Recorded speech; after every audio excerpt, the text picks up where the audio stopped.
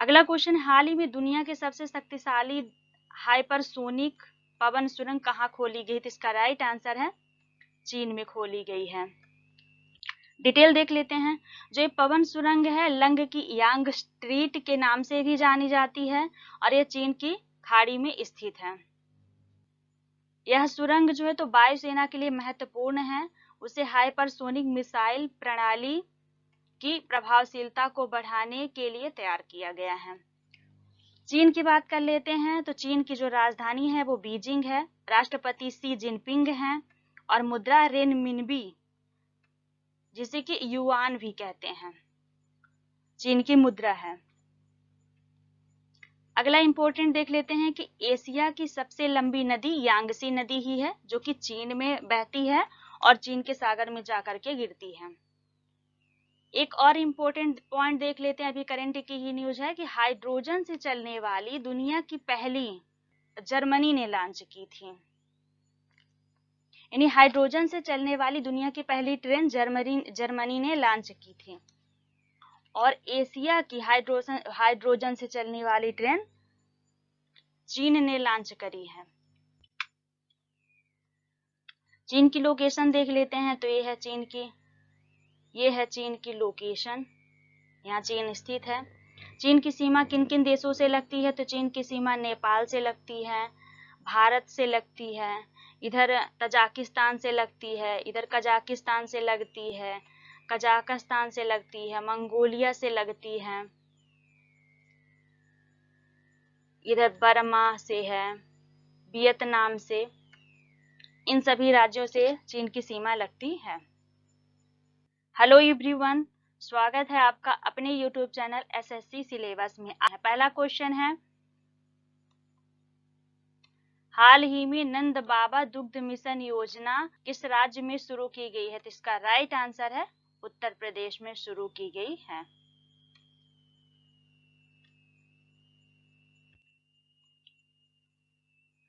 अगला पॉइंट देख लेते हैं, उत्तर प्रदेश जो है तो बच्चों के लिए डिजिटल हेल्थ कार्ड जारी करने वाला भारत का पहला राज्य है। उत्तर प्रदेश की लोकेशन देख लेते हैं मैप में, तो उत्तर प्रदेश की राजधानी लखनऊ है और जो इसकी सीमा है मध्य प्रदेश, राजस्थान, हरियाणा, उत्तराखंड और बिहार,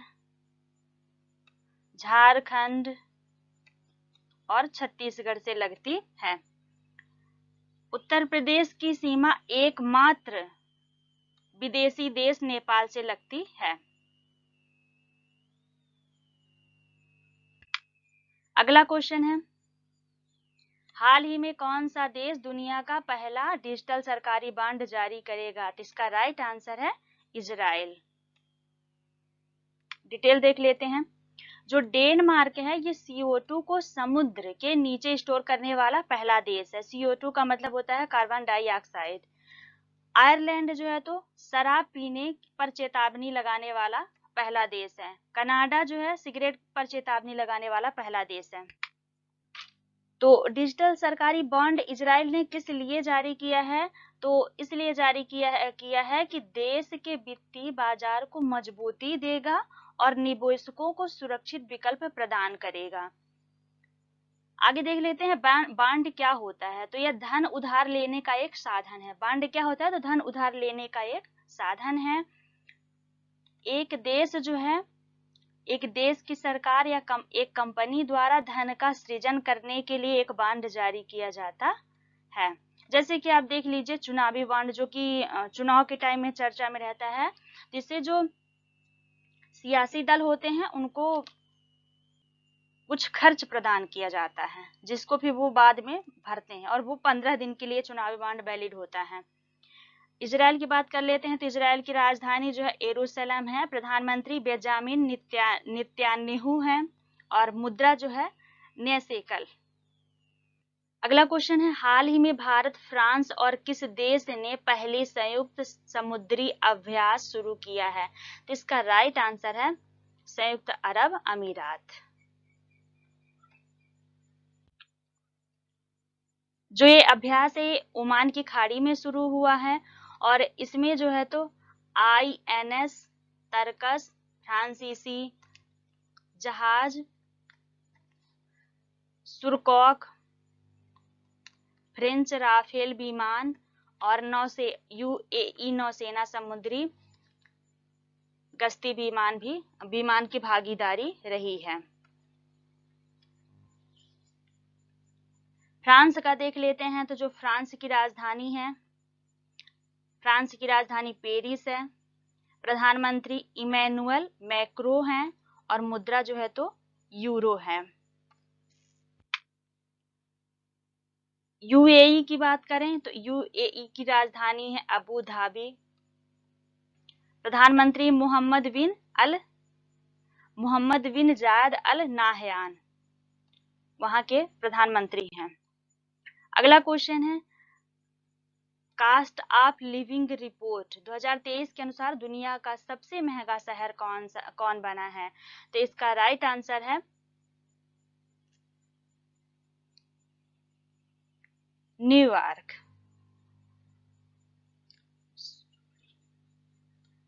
इसका राइट आंसर होगा न्यूयॉर्क।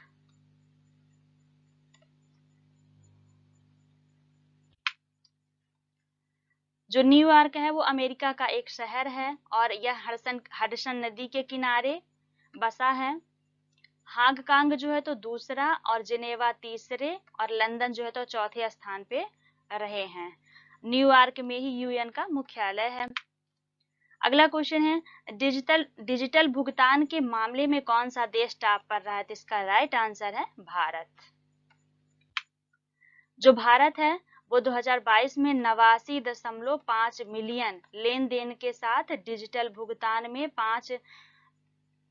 पांच देशों की सूची में शीर्ष पर रहा है।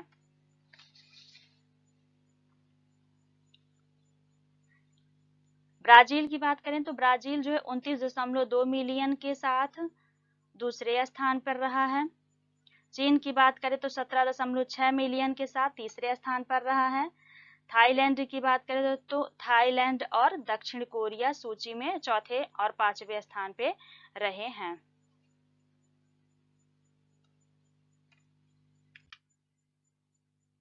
ये है भारत का मैप।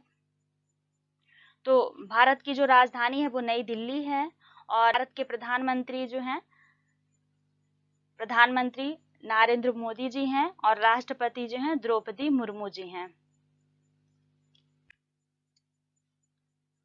अगला क्वेश्चन, हाल ही में 27 साल बाद किस देश में मिस वर्ल्ड 2023 का आयोजन होगा? तो इसका राइट आंसर है भारत। अगला क्वेश्चन, हाल ही में जारी CSC रिपोर्ट के अनुसार पर्यावरण के मामले में कौन शीर्ष पर रहा है? तो इसका राइट आंसर है तेलंगाना। तेलंगाना जो है तो शीर्ष पर रहा है। डिटेल देख लेते हैं। तो गैर लाभकारी संगठन centre for science and environment CSE ने विश्व पर्यावरण दिवस की पूर्व संध्या पर आंकड़ों का अपना वार्षिक संग्रह state of India's environment 2023 in figures जारी किया है। इनका जो फिगर्स जारी करने का मापदंड है वो 4 मापदंड के आधार पर जारी किया गया है। पहला है पर्यावरण, दूसरा है कृषि, तीसरा है सार्वजनिक स्वास्थ्य और चौथा है बुनियादी ढांचा। यदि हम तेलंगाना की बात करें तो तेलंगाना की राजधानी है हैदराबाद। मुख्यमंत्री जो हैं के चंद्रशेखर राव हैं और राज्यपाल तमिलिसाई सुंदरराजन हैं। अगला क्वेश्चन है, दुनिया का पहला 3D प्रिंटेड मंदिर किस राज्य में बनाया जाता है? तो इसका राइट आंसर है तेलंगाना में बनाया जा रहा है। अगला क्वेश्चन है, container corporation of India limited कौन के नए MD और CEO कौन बने हैं? तो इसका राइट आंसर है संजय स्वरूप। अगला क्वेश्चन है, 2023 में भारतीय मूल की महिला वैज्ञानिक को डच विज्ञान में सर्वोच्च सम्मान स्पिनोजा पुरस्कार से सम्मानित किया गया है। तो इसका राइट आंसर है जायता गुप्ता है। जायता गुप्ता को सम्मानित किया गया है। आगे देख लेते हैं डिटेल। तो डच अकादमी क्षेत्र में सर्वोच्च पुरस्कार है और यह पुरस्कार हर साल नीदरलैंड में काम करने वाले डच शोधकर्ताओं को दिया जाता है जो अंतरराष्ट्रीय मानकों के अनुसार दुनिया भर में सबसे अच्छा शोध करते हैं। अगला क्वेश्चन है, फिनलैंड की सुरक्षा के लिए किस संस्था द्वारा आर्कटिक अभ्यास का आयोजन किया गया? तो इसका राइट आंसर है नाटो। यदि नाटो की बात करें तो नाटो का पूरा नाम होता है नॉर्थ अटलांटिक ट्रीटी ऑर्गेनाइजेशन। इसको हिंदी में बोलते हैं उत्तरी अटलांटिक संधि संगठन। इसकी स्थापना जो है 4 अप्रैल 1949 को हुई थी। इसका मुख्यालय जो है ब्रुसेल्स बेल्जियम में है। आगे देख लेते हैं फिनलैंड। तो फिनलैंड की राजधानी है हेलसिंकी और इसके जो प्रधानमंत्री हैं वो सना मारिन हैं, महिला हैं। सबसे युवा प्रधानमंत्री यही मानी गई हैं, सना मारिन। और जो राष्ट्रपति हैं वो सॉली नाइस्तो हैं।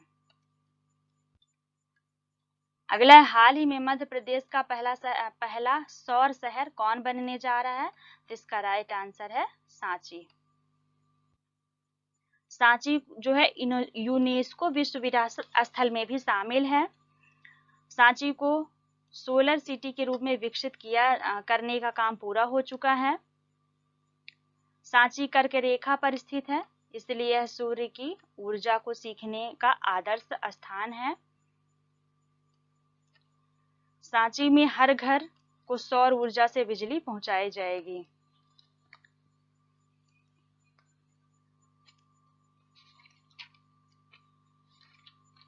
फीफा अंडर 20 वर्ल्ड कप 2023 किसने जीता है? तो इसका राइट आंसर है उरुग्वे ने जीता है। उरुग्वे ने इटली को 1-0 से हराकर पहली बार अंडर 20 विश्व कप फुटबॉल खिताब जीत लिया है। इसके साथ ही टूर्नामेंट में पिछली बार से यूरोपीय टीमों की जीत का सिलसिला भी टूट गया है। नाइजीरिया ने 10 साल के बाद गोल्डन बूट पुरस्कार जीता है।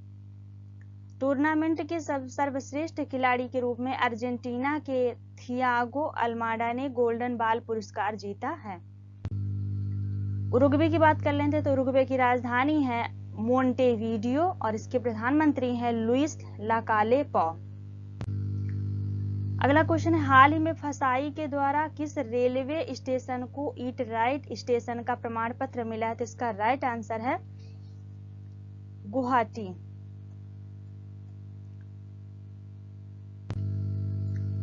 डिटेल देख लेते हैं। भारतीय खाद्य सुरक्षा और मानक प्राधिकरण फसाई ने यात्रियों को उच्च गुणवत्ता वाला पौष्टिक भोजन प्रदान करने के लिए असम के गुवाहाटी रेलवे स्टेशन को ईट राइट स्टेशन प्रमाण से सम्मानित किया है।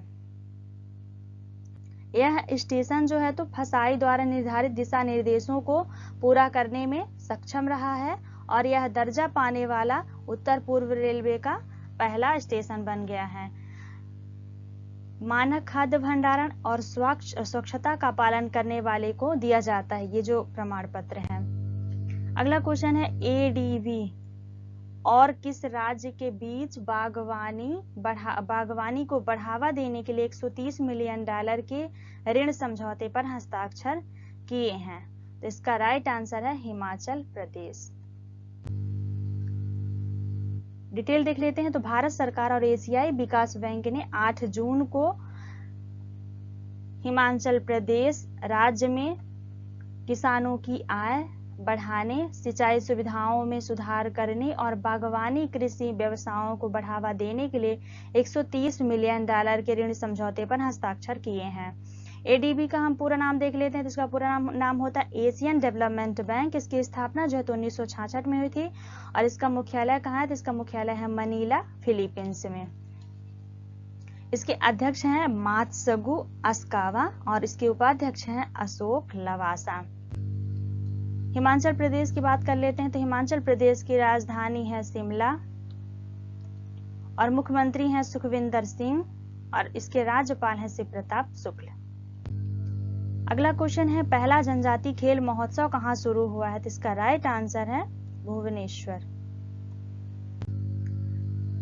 उड़ीसा पुरुष और महिला दोनों वर्गों में समग्र चैंपियन के रूप में उभरा है। भारत सरकार के सांस्कृतिक और मंत्रालय और उड़ीसा सरकार ने KIIT विश्वविद्यालय के सहयोग से संयुक्त रूप में मेजबानी की है। 26 राज्यों के 5000 एथलीटों और 1000 अधिकारियों ने पहले संस्करण में भाग लिया। इसके कर्नाटक जो है ओवरऑल इवेंट में फर्स्ट रनर अप में रहा है, वहीं झारखंड जो है तो सेकंड रनर अप में रहा है। उड़ीसा की राजधानी की बात करते हैं तो इसकी राजधानी है भुवनेश्वर। मुख्यमंत्री है नवीन पटनायक और इसके राज्यपाल हैं गणेशी लाल। अगला क्वेश्चन है कौन सा देश हाल ही में यूनेस्को में फिर से शामिल हुआ है? तो इसका राइट आंसर है अमेरिका। डिटेल देख लेते हैं तो संयुक्त राष्ट्र की सांस्कृतिक एजेंसी यूनेस्को के प्रमुख RD अजोले ने घोषणा की है कि संयुक्त राज्य अमेरिका यानी कि USA ने अगले महीने इस संगठन में फिर से शामिल होने का निर्णय लिया है। अमेरिका ने वर्ष 2011 में जो है इस संगठन के लिए अपना तमाम वित्तीय योगदान रोक दिया था और लगभग 6 वर्ष पहले इस संगठन से पूरी तरह हटने की भी घोषणा की थी। यूनेस्को का पूरा नाम देख लेते हैं तो इसका पूरा नाम होता है United Nations Educational Scientific and Cultural Organization. इसकी स्थापना की बात कर लेते हैं तो इसकी स्थापना 1945 में हुई थी। इसका मुख्यालय पेरिस में है और इसके जो प्रमुख हैं वो है RD अजोले हैं। अगला क्वेश्चन है हाल ही में किस देश में मायान ज्वालामुखी में विस्फोट हुआ है? तो इसका राइट आंसर है फिलीपींस में हुआ है। अगला क्वेश्चन है आइए डिटेल देख लेते हैं तो 2460 मीटर शंकु के आकार का मायान ज्वालामुखी 8 जून से फटना शुरू हुआ था और खतरे के क्षेत्र के 14,000 से अधिक ग्रामीणों को निकाला गया है। फिलीपींस के अधिकारियों ने गायों, बकरियों और सुअरों सहित 10,000 से अधिक कृषि पशुओं को भी निकाला है। जो मायान ज्वालामुखी है ये फिलीपींस का सबसे सक्रिय ज्वालामुखी है। इससे पहले ये जो है तो 2018 में फटा था। मायोन ज्वालामुखी मनीला से लगभग 330 किलोमीटर या 205 मील दक्षिण पूर्व में लुजोन द्वीप पर स्थित है।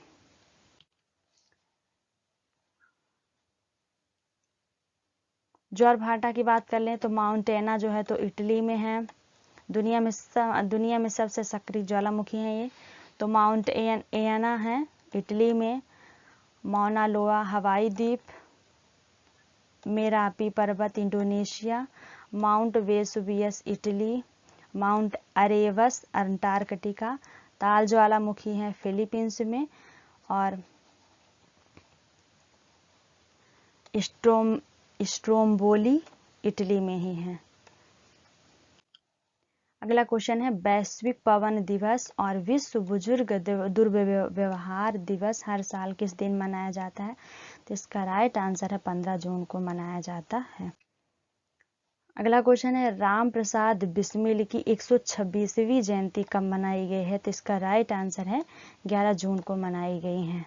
डिटेल देख लेते हैं तो राम प्रसाद बिस्मिल का जन्म जो है 11 जून 1897 को हुआ था। कहाँ हुआ था? तो उत्तर प्रदेश में हुआ था। उत्तर प्रदेश के शाहजहांपुर जिले के एक गांव में। उनके पिता का नाम था मुरलीधर और माता का नाम था मूलमती। बिस्मिल जो है तो वर्ष 1875 में आर्य समाज में शामिल हुए थे। एक भारतीय राष्ट्रवादी और आर्य समाजी धर्म प्रचारक रहे हैं ये। भाई परमानंद को मौत की सजा के बारे में पढ़कर उनमें पहली बार देशभक्ति की भावना उत्पन्न हुई थी। वह तब जो है तो 18 वर्ष के थे और उन्होंने अपनी कविता मेरा जन्म के माध्यम से अपनी पीड़ा व्यक्त की थी। अगला क्वेश्चन है स्क्वैश विश्व कप 2023 का आयोजन किस देश में किया जा रहा है? तो इसका राइट आंसर है भारत। और भारत के कहाँ? तो चेन्नई में किया जा रहा है। तमिलनाडु की राजधानी चेन्नई है। किसके द्वारा किया जा रहा है? तो world squash federation WSF board द्वारा किया जा रहा है, चेन्नई में किया जा रहा है। और जो स्क्वैश विश्व कप है इसमें 4 अलग अलग महाद्वीपों की 8 टीमें शामिल हैं। ऑस्ट्रेलिया, कोलंबिया, मिस्र, हांगकांग, चीन, भारत, जापान, मलेशिया, दक्षिण अफ्रीका। स्क्वैश विश्व कप एक अंतर्राष्ट्रीय टूर्नामेंट है जिसमें 2 पुरुषों और 2 महिलाओं के प्रतिनिधित्व वाली राष्ट्रीय टीम एक दूसरे के खिलाफ 4 मैच खेलती है। पहला स्क्वैश विश्व कप वर्ष 1996 में हुआ था। कहाँ हुआ था? तो मलेशिया में हुआ था। मलेशिया के पेंटलिंग जाया में खेला गया था, जिसमें 16 टीमों ने भाग लिया। तमिलनाडु की बात करें तो तमिलनाडु की राजधानी है चेन्नई, मुख्यमंत्री हैं MK स्टालिन और राज्यपाल हैं RN रवि। ICC विश्व टेस्ट चैंपियनशिप 2023 की विजेता टीम कौन है? तो इसका राइट आंसर है ऑस्ट्रेलिया। डिटेल देख लेते हैं। तो फाइनल मैच भारत और ऑस्ट्रेलिया की टीमों के बीच हुआ है। कितने तारीख में हुआ? तो 7 से 11 जून 2023 के बीच हुआ है। यह मैच कहाँ खेला गया? तो इंग्लैंड के द ओवल में हुआ है। ऑस्ट्रेलिया ने भारत के 209 रन से हराकर जीत हासिल की है। विजेता ऑस्ट्रेलिया टीम को 13.2 करोड़ मिले हैं, जबकि दूसरे स्थान पर रही भारतीय टीम को 6.5 करोड़ रुपए मिले हैं। यानी जो ऑस्ट्रेलिया ने जीता है वो भारत को हरा करके जीता है।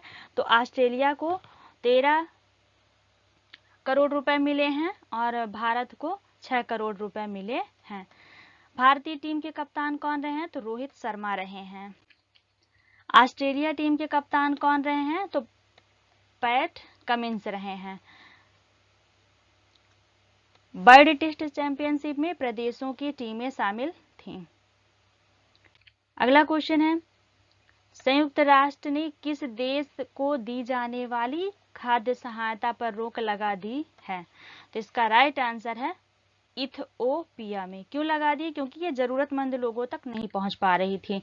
यदि हम संयुक्त राष्ट्र की बात करें तो संयुक्त राष्ट्र विश्व खाद्य कार्यक्रम जो है एक अंतर्राष्ट्रीय संगठन है और ये दुनिया भर में खाद्य सहायता प्रदान करने का कार्य करता है। दुनिया का सबसे बड़ा मानवतावादी संगठन है और स्कूली भोजन का अग्रणी प्रदाता है। संयुक्त राष्ट्र विश्व खाद्य कार्यक्रम का मुख्यालय रोम, इटली में है और इसकी स्थापना 1961 में हुई थी।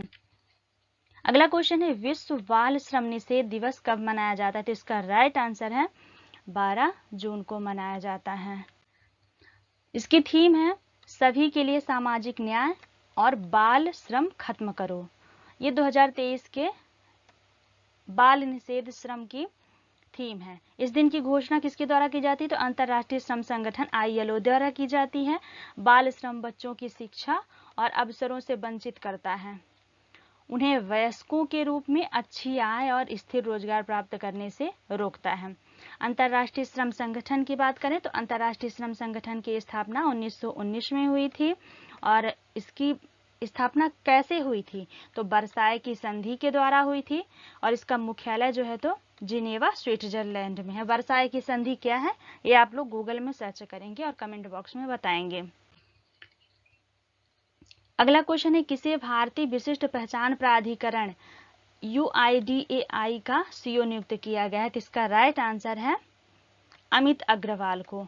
यदि बात करें नितिन अग्रवाल की तो नितिन अग्रवाल को BSF का CEO महानिदेशक नियुक्त किया गया है और प्रवीण सूद जो है तो CBI के महानिदेशक हैं और ये जनार्दन प्रसाद मिश्रा जी भौगोलिक विज्ञान के महानिदेशक बने हैं। जूलॉजिकल सर्वे ऑफ इंडिया के महानिदेशक बनाए गए हैं जनार्दन प्रसाद मिश्रा। केंद्रीय कैबिनेट की नियुक्ति समिति ने ब्यूरोक्रेसी में बड़ा फेरबदल करते हुए सीनियर IAS अधिकारी अमित अग्रवाल को आधार सेवा देने वाली UIDAI का CEO बनाया है।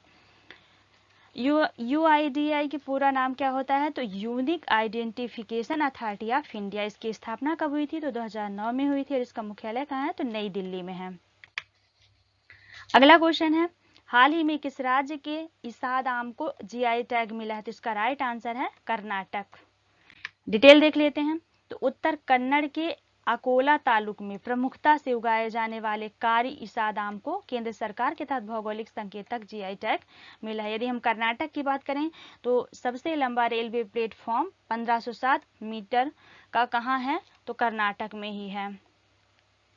भारत का पहला चंदन संग्रहालय कहाँ है? तो कर्नाटक में है। दुनिया की सबसे बड़ी हेलीकॉप्टर इकाई कहाँ स्थित है? तो कर्नाटक में है। संतोष ट्रॉफी विजेता 2023 कौन रहा है? तो कर्नाटक ही रहा है। जो संतोष ट्रॉफी है वो फुटबॉल कप से संबंधित है। फसल बीमा योजना के क्रियान्वयन में टॉप पर कौन रहा है? तो कर्नाटक रहा है। अगला क्वेश्चन है, हाल ही में किस राज्य सरकार ने शक्ति स्मार्ट कार्ड योजना शुरू की है? तो इसका राइट आंसर है कर्नाटक ने शुरू की है। डिटेल देख लेते हैं। तो कर्नाटक की राजधानी है बेंगलोर, मुख्यमंत्री हैं सिद्धारमैया और जो राज्यपाल हैं वो है थावरचंद्र गहलोत। अभी वर्तमान में कर्नाटक के मुख्यमंत्री कौन बनाए गए हैं? तो सिद्धारमैया बनाए गए हैं। जैसे कि आप लोगों को पता है कि अभी वर्तमान में कर्नाटक में चुनाव रहा है मुख्यमंत्री का, और जो कांग्रेस है वो पूर्ण बहुमत से सरकार में आई है। अगला क्वेश्चन है, हाल ही में किस राज्य में 3 दिवसीय G20 विकास मंत्रियों की बैठक आयोजित की जा रही है? तो इसका राइट आंसर है वाराणसी, उत्तर प्रदेश में आयोजित की जा रही है यहाँ। अगला क्वेश्चन है, मर्सर के किस्ट ऑफ लिविंग सर्वे के अनुसार भारत में प्रवासियों के लिए सबसे महंगा शहर कौन सा है? तो इसका राइट आंसर है मुंबई। अगला क्वेश्चन है, किस राज्य का पहला जिला सुशासन सूचकांक जारी किया है गया है? तो इसका राइट आंसर है अरुणाचल प्रदेश। अरुणाचल प्रदेश के द्वारा ये सूचकांक जो है तो अरुणाचल प्रदेश के सभी 25 जिलों में 8 क्षेत्रों के अंतर्गत 65 संकेतकों पर सुशासन को रैंक करता है। ये रैंकिंग जिलों के बीच स्वास्थ्य प्रतिस्पर्धा को लेकर आएगी और मौजूदा अंतर को दूर करने के अरुणाचल प्रदेश सरकार व जिला प्रशासन के प्रयासों में मार्गदर्शन करेगी और निर्णय लेने के एक साधन के तौर पर उनकी सहायता करेगी। अरुणाचल प्रदेश की हम बात कर लेते हैं तो अरुणाचल प्रदेश की राजधानी है ईटानगर, मुख्यमंत्री हैं पेमा खांडू और राज्यपाल हैं KT पटनायक। अगला क्वेश्चन है, रक्तदान दिवस हर साल किस दिन को मनाया जाता है? तो इसका राइट आंसर है 14 जून को मनाया जाता है, यानी कि कल।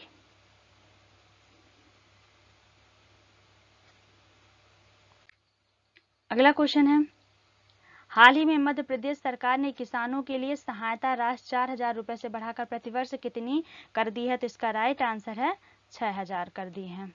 डिटेल देख लेते हैं। तो मध्य प्रदेश की राजधानी है भोपाल, मुख्यमंत्री हैं शिवराज सिंह चौहान और राज्यपाल हैं मंगूभाई छगनभाई पटेल। हाल ही में किसने महिला जूनियर हॉकी एशिया कप जीता है? तो इसका राइट आंसर है भारत। भारत ने इस बार के चैंपियन को दक्षिण कोरिया को 2-1 से हराकर पहली बार महिला जूनियर हॉकी एशिया कप जीता है। इससे पहले महिला जूनियर एशिया कप में भारत का सर्वश्रेष्ठ प्रदर्शन 2012 में था, जब टीम बैंकॉक में पहली बार फाइनल में पहुंची थी और लेकिन चीन ने इसे 2-5 में हार गई थी चीन से। अगला क्वेश्चन है, वैश्विक दासता सूचकांक 2023 के अनुसार सर्वाधिक दासता वाला देश कौन सा है? तो इसका राइट आंसर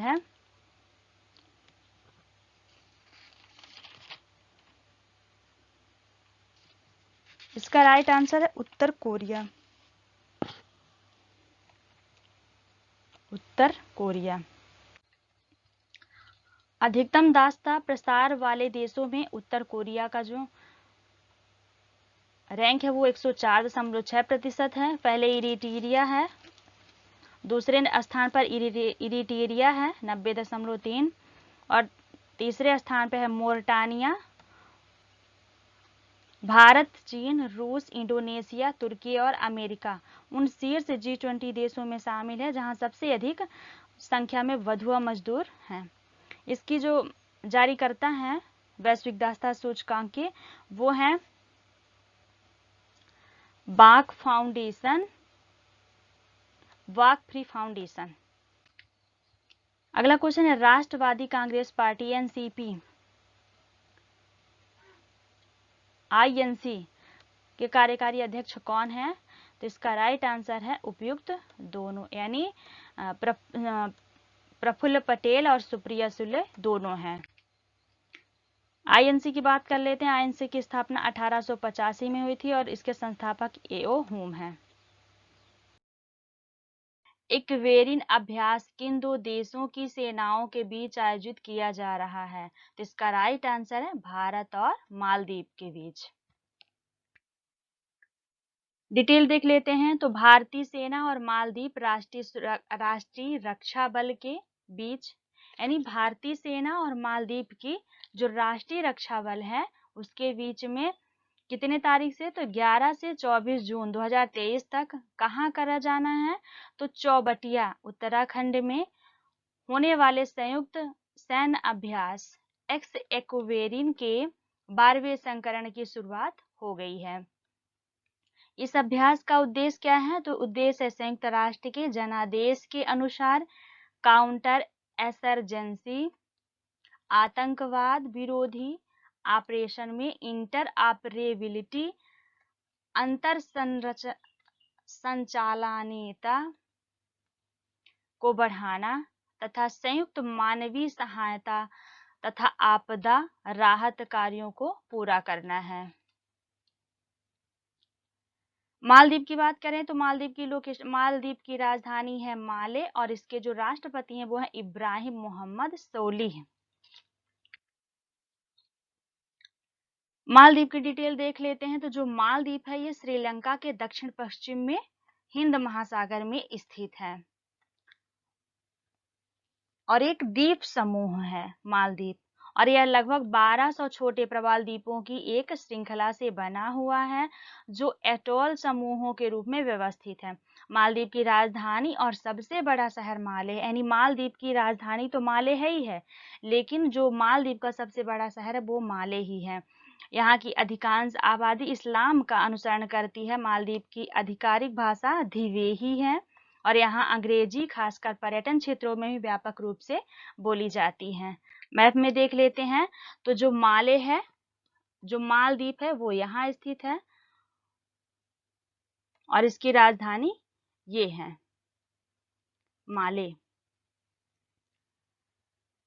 और मिनी का यहाँ है और ये रहा मालदीव, और इन दोनों के बीच में 8 डिग्री चैनल गुजरता है। तो मिनीकाय और मालदीव के बीच में कौन सा डिग्री चैनल गुजरता है? तो मालदीव के 8 डिग्री चैनल गुजरता है। मालदीव और मिनीकॉय के बीचों बीच 8 डिग्री चैनल गुजरता है। और लक्षद्वीप मिनीकॉय के बीच कौन कौन से गुजरते हैं?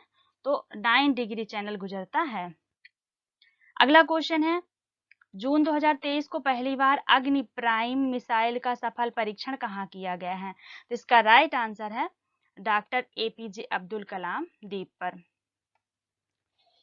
डॉक्टर एपीजे अब्दुल कलाम द्वीप का पुराना नाम था व्हीलर द्वीप, अभी इसका नाम बदलकर डॉक्टर एपीजे अब्दुल कलाम द्वीप करा गया है। हम अग्नि प्राइम मिसाइल की विशेषताएं देख लेते हैं क्या क्या है। तो इसकी विशेषताएं हैं कि इसकी लंबाई 34.5 फीट है और जो इसमें मल्टी वार हेडस लगाए जा सकते हैं। इसका वजन जो है 11,000 किलोग्राम है। इसकी रेंज 2000 किलोमीटर है और यह 2000 किलोमीटर की दूरी तक किसी भी लक्ष्य को निशाना बना सकता है। अन्य अग्नि मिसाइल की रेंज हम देख लेते हैं। तो जो अग्नि 1 है उसकी रेंज है 700 से 800 किलोमीटर। अग्नि 2 की रेंज है 2000 किलोमीटर से अधिक। अग्नि 3 की है 2500 किलोमीटर से अधिक। अग्नि 4 की जो मारक क्षमता है वो 3500 किलोमीटर से अधिक है और एक रोड मोबाइल लॉन्चर से दागा जा सकता है अग्नि 4 मिसाइल को। अग्नि 5 मिसाइल की बात करें तो अग्नि श्रृंखला में सबसे लंबी दूरी तक अंतर महाद्वीपीय बैलिस्टिक मिसाइल ICBM है जिसकी रेंज 5000 किलोमीटर से अधिक है। अगला क्वेश्चन है, हाल ही में किस देश ने अरब सागर में बनने वाले चक्रवात का नाम बिपरजॉय रखा है? तो इसका राइट आंसर है बांग्लादेश। मौसम विभाग ने बिपरजॉय को चक्रवाती तूफान में अत्यधिक गंभीर की श्रेणी में रखा है।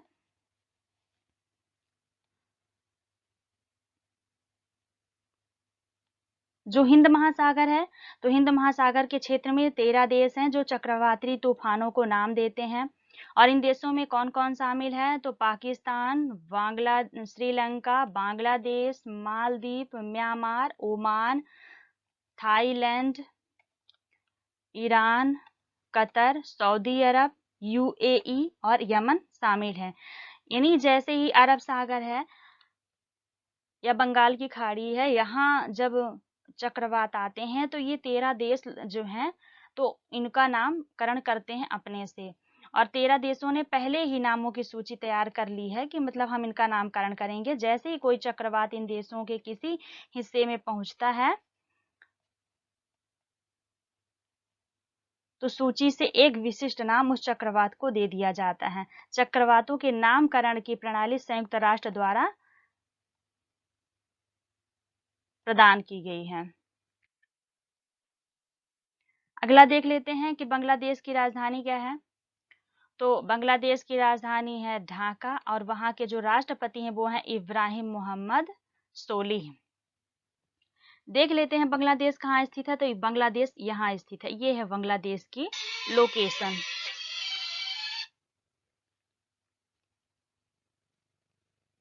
भारत के पूर्व में स्थित है और भारत के कई राज्यों से इसकी सीमाएं भी लग रही हैं, जो कि आप लोग देख लेंगे अपने से।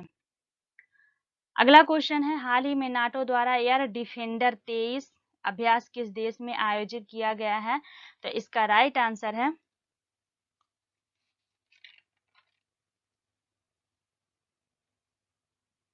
जर्मनी। अगला क्वेश्चन है, डिटेल देख लेते हैं। नाटो ने यूरोप में अपना सबसे बड़ा वायुसेना डिप्लॉयमेंट अभ्यास शुरू करने के लिए तैयार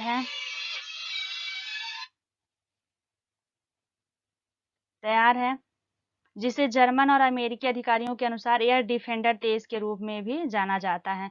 नाटो की बात करें तो नाटो का पूरा नाम होता है North Atlantic Treaty Organization, Hindi में बोलते हैं उत्तरी अटलांटिक संधि संगठन। इसकी स्थापना जो है तो 4 अप्रैल 1949 को हुई थी और इसके जो महासचिव हैं वो हैं जेम्स स्टोल्टेनबर्ग। नाटो उत्तरी अमेरिका और यूरोपीय देशों के बीच एक सैन्य गठबंधन है और जो नाटो के वर्तमान में सदस्य देश हैं तो वो हैं 31 सदस्य देश हैं। 31 सदस्य देशों में अभी हाल ही में फिनलैंड 31वां सदस्य देश बना है। अगला क्वेश्चन है, हाल ही में बीएसएफ के नए महानिदेशक कौन बने हैं? तो इसका राइट आंसर है नितिन अग्रवाल।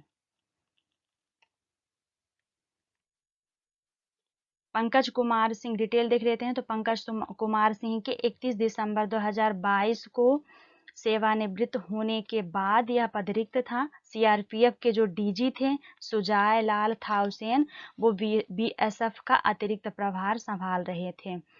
बीएसएफ का पूरा नाम होता है बॉर्डर सिक्योरिटी फोर्स और इसकी स्थापना 1 दिसंबर 1965 को हुई थी और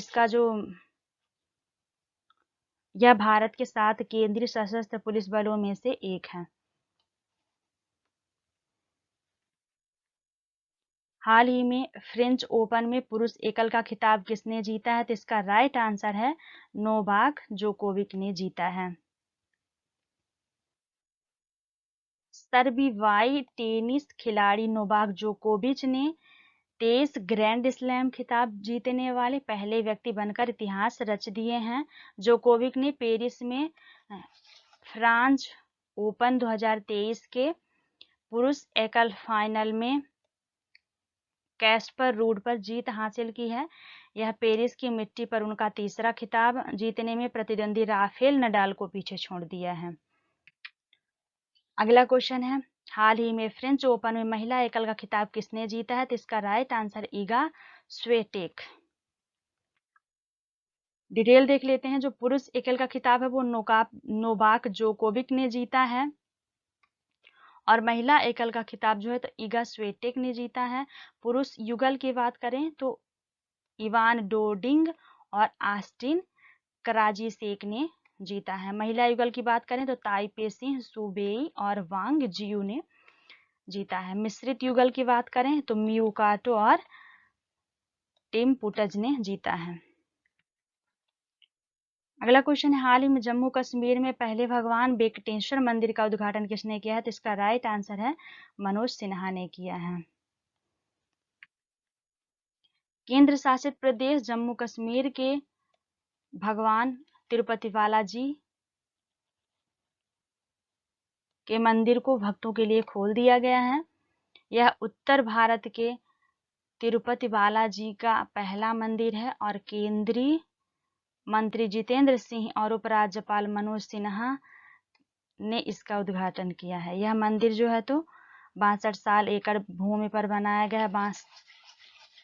62 एकड़ भूमि पर बनाया गया है और इसे बनाने में लगभग 25 करोड़ रुपए की लागत आई है। मंदिर निर्माण में 2 साल का समय लगा है। इस मंदिर का उद्घाटन गृह मंत्री अमित शाह को करना था, लेकिन किसी कारण से वे नहीं जा पाए। अगला क्वेश्चन है, किस राज्य सरकार ने किसानों के लिए फसल बीमा प्रीमियम में 100% सब्सिडी का विस्तार किया है? तो इसका राइट आंसर है मणिपुर।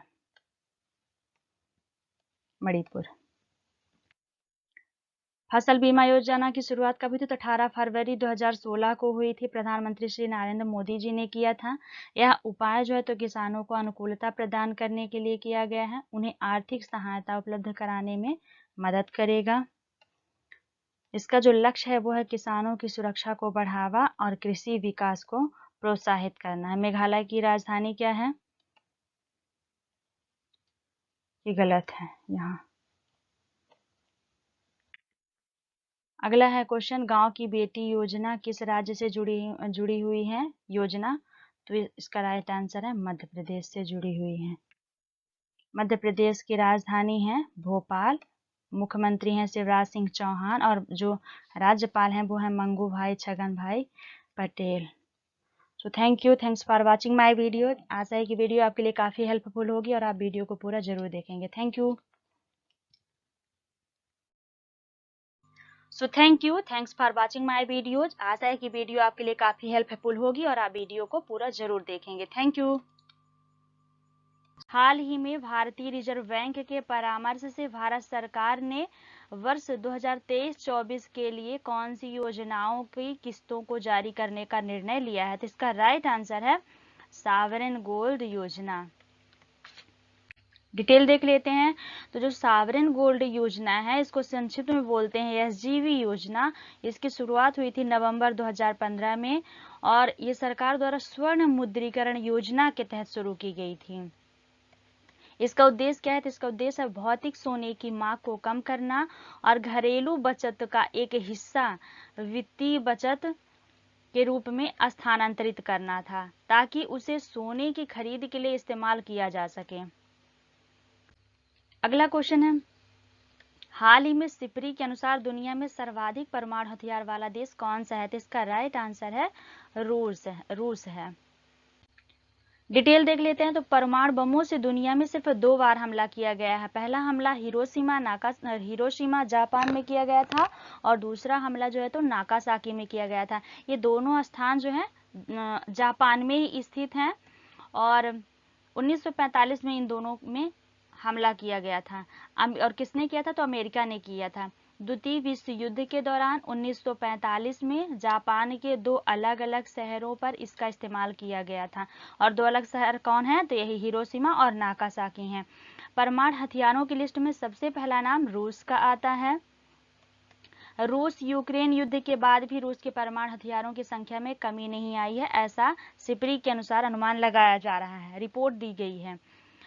रूस के पास इस समय करीब 4489 परमाणु हथियार हैं। बीते 1 साल में रूस ने 12 नए हथियार बढ़ाए हैं। जो सिपरी संगठन है इसकी स्थापना हुई थी 1966 में और इसका मुख्यालय स्वीडन में है। अगला है फोर्ब्स की ग्लोबल 2000 सूची के अनुसार रिलायंस इंडस्ट्रीज लिमिटेड किस स्थान पर है, तो इसका राइट आंसर है 45वें स्थान पर है।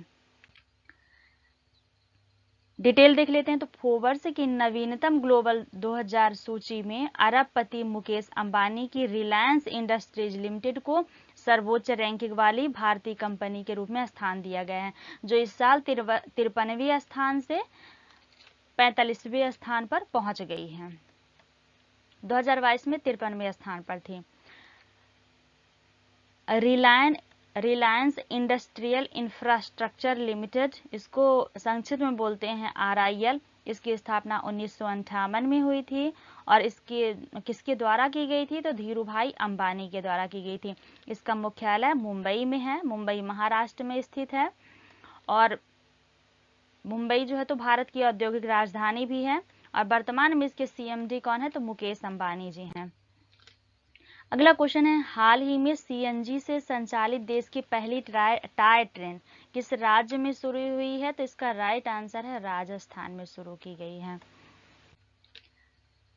उदयपुर शहर का ऑक्सीजन हब कहे जाने वाले गुलाब बाग में अब महाराणा प्रताप टॉय ट्रेन का संचालन शुरू कर दिया गया है। यह देश की पहली CNG निर्मित ट्रेन है। राजस्थान की बात करें तो राजस्थान की राजधानी है जयपुर, मुख्यमंत्री हैं अशोक गहलोत और जो राज्यपाल हैं उनका नाम है कलराज मिश्रा। अगला क्वेश्चन देख लेते हैं। तो हाल ही में किसे गवर्नर ऑफ द ईयर 2023 का पुरस्कार मिला है, तो इसका राइट आंसर है शक्तिकांत दास को मिला है। जो उर्जित पटेल हैं ये शक्तिकांत दास से पहले यानी 2015 में गवर्नर रहे हैं RBI के, और उनसे पहले रघुराम राजन रहे हैं। डिटेल देख लेते हैं।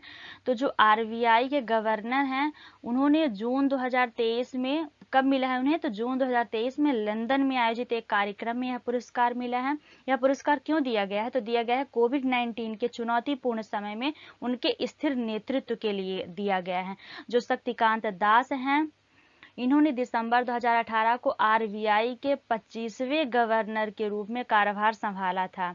रघुराम राजन को 2015 में governor of the year award से नवाजा गया था। और अगला एक इम्पोर्टेंट पॉइंट है कि उर्जित पटेल की अध्यक्षता में बनी समिति की सिफारिश पर MPC का गठन हुआ था। और कब हुआ था, 2016 में हुआ था। MPC का पूरा नाम होता है मॉनेटरी पॉलिसी कमेटी, यानी मौद्रिक नीति समिति, जिसके द्वारा हमारी रेपो रेट दर निर्धारित की जाती है। अगला क्वेश्चन है, हाल ही में किस राज्य के पद्म पुरस्कार विजेताओं को 10,000 रुपए मासिक पेंशन देने की घोषणा की गई है, तो इसका राइट आंसर है हरियाणा। हरियाणा के मुख्यमंत्री मनोहर लाल खट्टर ने 12 जून 2023 को राज्य के पद्म भूषण विजेताओं को 10,000 रुपए मासिक पेंशन की घोषणा की है। मासिक पेंशन के अलावा हरियाणा के पद्म श्री, पद्म भूषण और पद्म विभूषण विजेताओं को राज्य सरकार की बोल्वो, ये गलत हो गया यहाँ, बोल्वो है, बिल्वो नहीं, बोल्वो बस सेवा में मुफ्त यात्रा सुविधा देने की घोषणा की है। इस तरीके से होगा बोल्वो।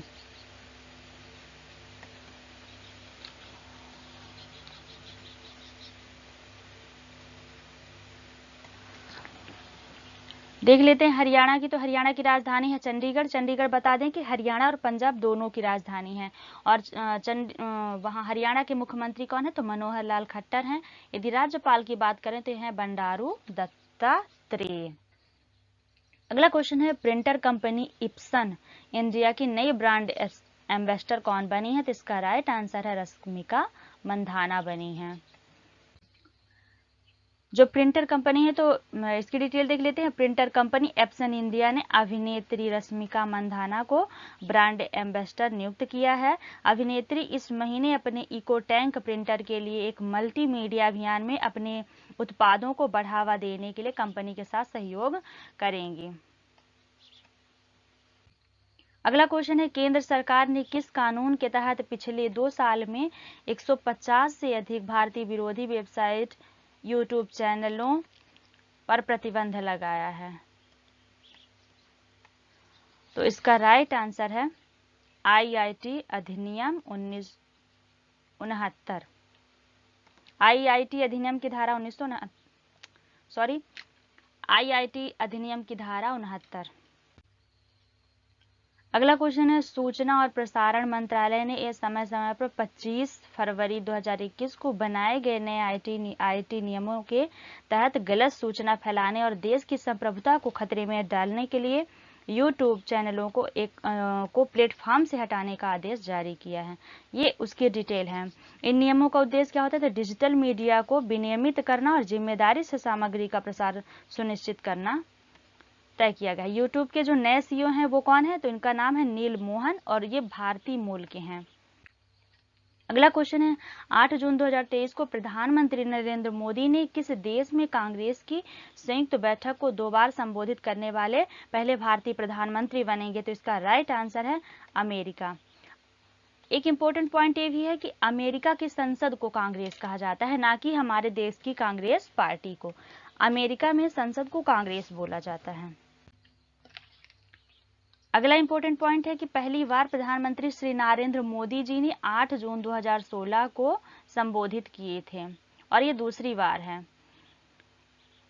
इससे पहले जो है तो इजराइल के पीएम नेतन्याहू अमेरिकी संसद को 3 बार संबोधित कर चुके हैं, यानी अमेरिकी संसद को कांग्रेस कहा जाता है। यूएसए संयुक्त राज्य अमेरिका, इसको अंग्रेजी में बोलते हैं यूनाइटेड स्टेट ऑफ अमेरिका। तो इसकी राजधानी है वाशिंगटन डीसी। इसके जो राष्ट्रपति हैं वो हैं बाइडेन। यहाँ बिडेन हो गया है, गलत है, बाइडेन आप लोग लिख लीजिएगा। और इसकी मुद्रा है यूएस डॉलर और इसके उपराष्ट्रपति हैं कमला हैरिस। आगे अगला क्वेश्चन है, हाल ही में किस राज्य सरकार ने ई स्कूटी योजना को मंजूरी दी है? तो इसका राइट आंसर है मध्य प्रदेश सरकार ने दी है। किसके लिए? तो उन विद्यार्थियों को मिलेगा जो शासकीय उच्चतर माध्यमिक विद्यालयों में टॉप करेंगे। जिन इलाकों में स्कूटी की सुविधा उपलब्ध नहीं होगी वहां एमपी की शिवराज सरकार स्कूटी उपलब्ध कराएगी। मध्य प्रदेश की कुछ डिटेल देख लेते हैं। तो मध्य प्रदेश को भारत का हृदय प्रदेश भी कहा जाता है, भारत का हृदय प्रदेश कहा जाता है। और मध्य प्रदेश को सोया प्रदेश भी कहा जाता है क्योंकि यहाँ सोयाबीन की खेती ज्यादा होती है। और मध्य प्रदेश में पठारों की बात करें तो मालवा का पठार है जो कि कपास की खेती के लिए फेमस है। वहाँ की जो मृदा है वो काली मृदा है। और मध्य प्रदेश को टाइगर प्रदेश भी कहते हैं। जो मध्य प्रदेश का कुनू टाइगर रिजर्व है वहाँ अफ्रीकी टाइगर रिजर्व लाए गए थे और उनको पालित किया जा रहा है। अगला क्वेश्चन है, किस राज्य के मुख्यमंत्री ने हाल ही में जेलों का नाम बदलकर सुधार गृह रखा है? तो इसका राइट आंसर है उत्तर प्रदेश। उत्तर प्रदेश के मुख्यमंत्री की बात करें तो उत्तर प्रदेश के मुख्यमंत्री हैं योगी आदित्यनाथ जी हैं। जो राज्यपाल हैं वो आनंदीबेन पटेल हैं। उत्तर प्रदेश की राजधानी है लखनऊ। अगला क्वेश्चन, हाल ही में किस राज्य का निवाड़ी जिला देश का दूसरा हर घर जल जिला बना है? तो इसका राइट आंसर है मध्य प्रदेश का। मध्य प्रदेश का निवाड़ी जिला है। वर्तमान में मध्य प्रदेश में कितने जिले हैं? तो वर्तमान में मध्य प्रदेश में 53 जिले हैं। 53वां जिला कौन सा बना है? तो अभी हाल ही में अप्रैल 2023 में मऊगंज को रीवा से अलग करके बनाया गया है। और मध्य प्रदेश में 10 संभाग हैं। अरब सागर में सबसे लंबे समय तक सक्रिय रहने का रिकॉर्ड किस चक्रवाती तूफान ने बनाया है? तो इसका राइट आंसर है बिपरजॉय। जैसा कि आप सबको पता है कि अभी तक बिपरजॉय का जो खतरा है वो बढ़ता ही जा रहा है। डिटेल देख लेते हैं। तो बिपरजॉय चक्रवात जो है तो 5 जून को आया था और यह जो है तो 15 जून की रात को गुजरात के भुज जिले से टकराया है। अरब सागर में इसकी लाइफ 10 दिनों से ज्यादा की रही है। इससे पहले लंबे समय तक रहने वाली जो चक्रवाती तूफान रहा है वो था क्यार। जो क्यार का समय था वो 9 दिन और 15 घंटे था। और उसके बाद जो लंबे समय का चक्रवात है अरब सागर में आया हुआ है, तो ये है बिपरजॉय।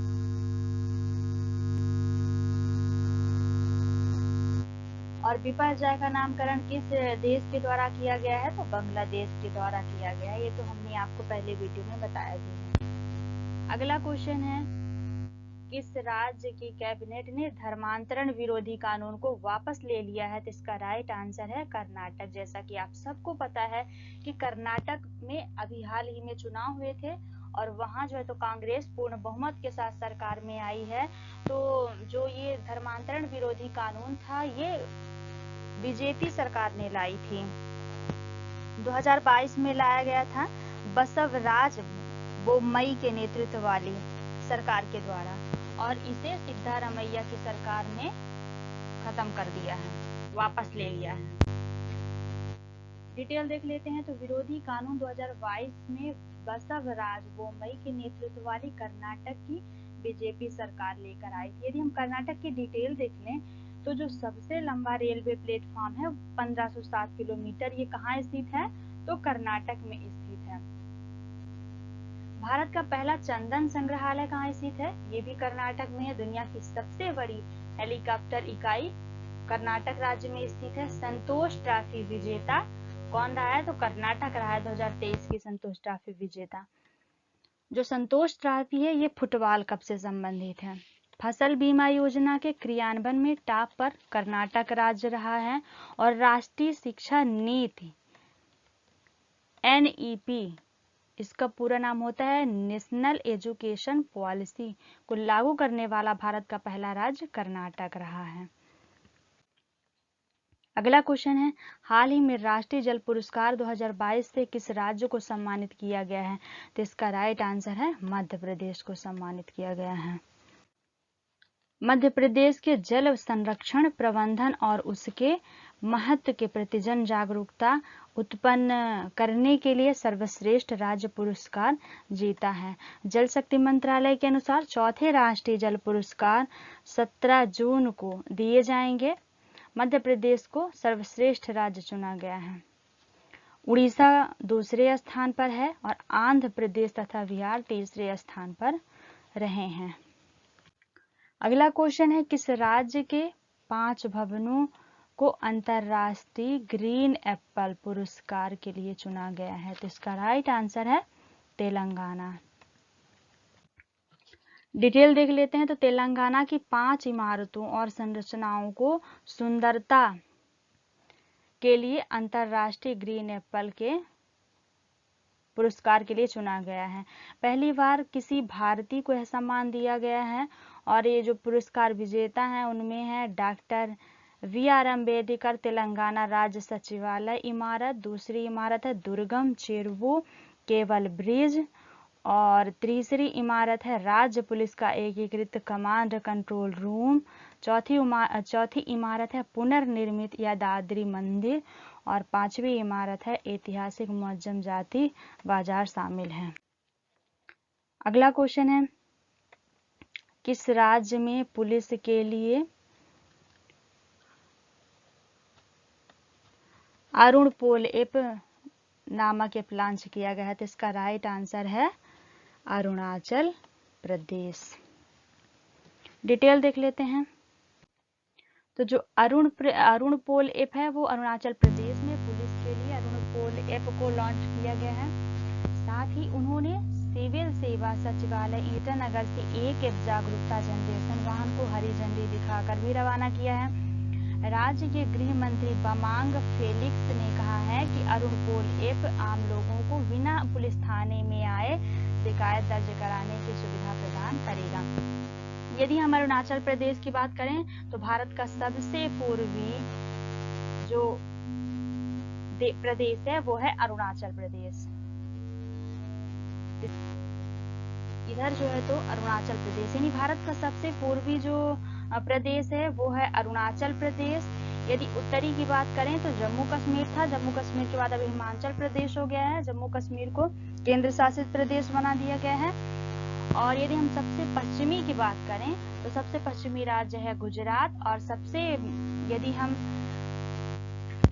दक्षिणी की बात करें तो ये है तमिलनाडु।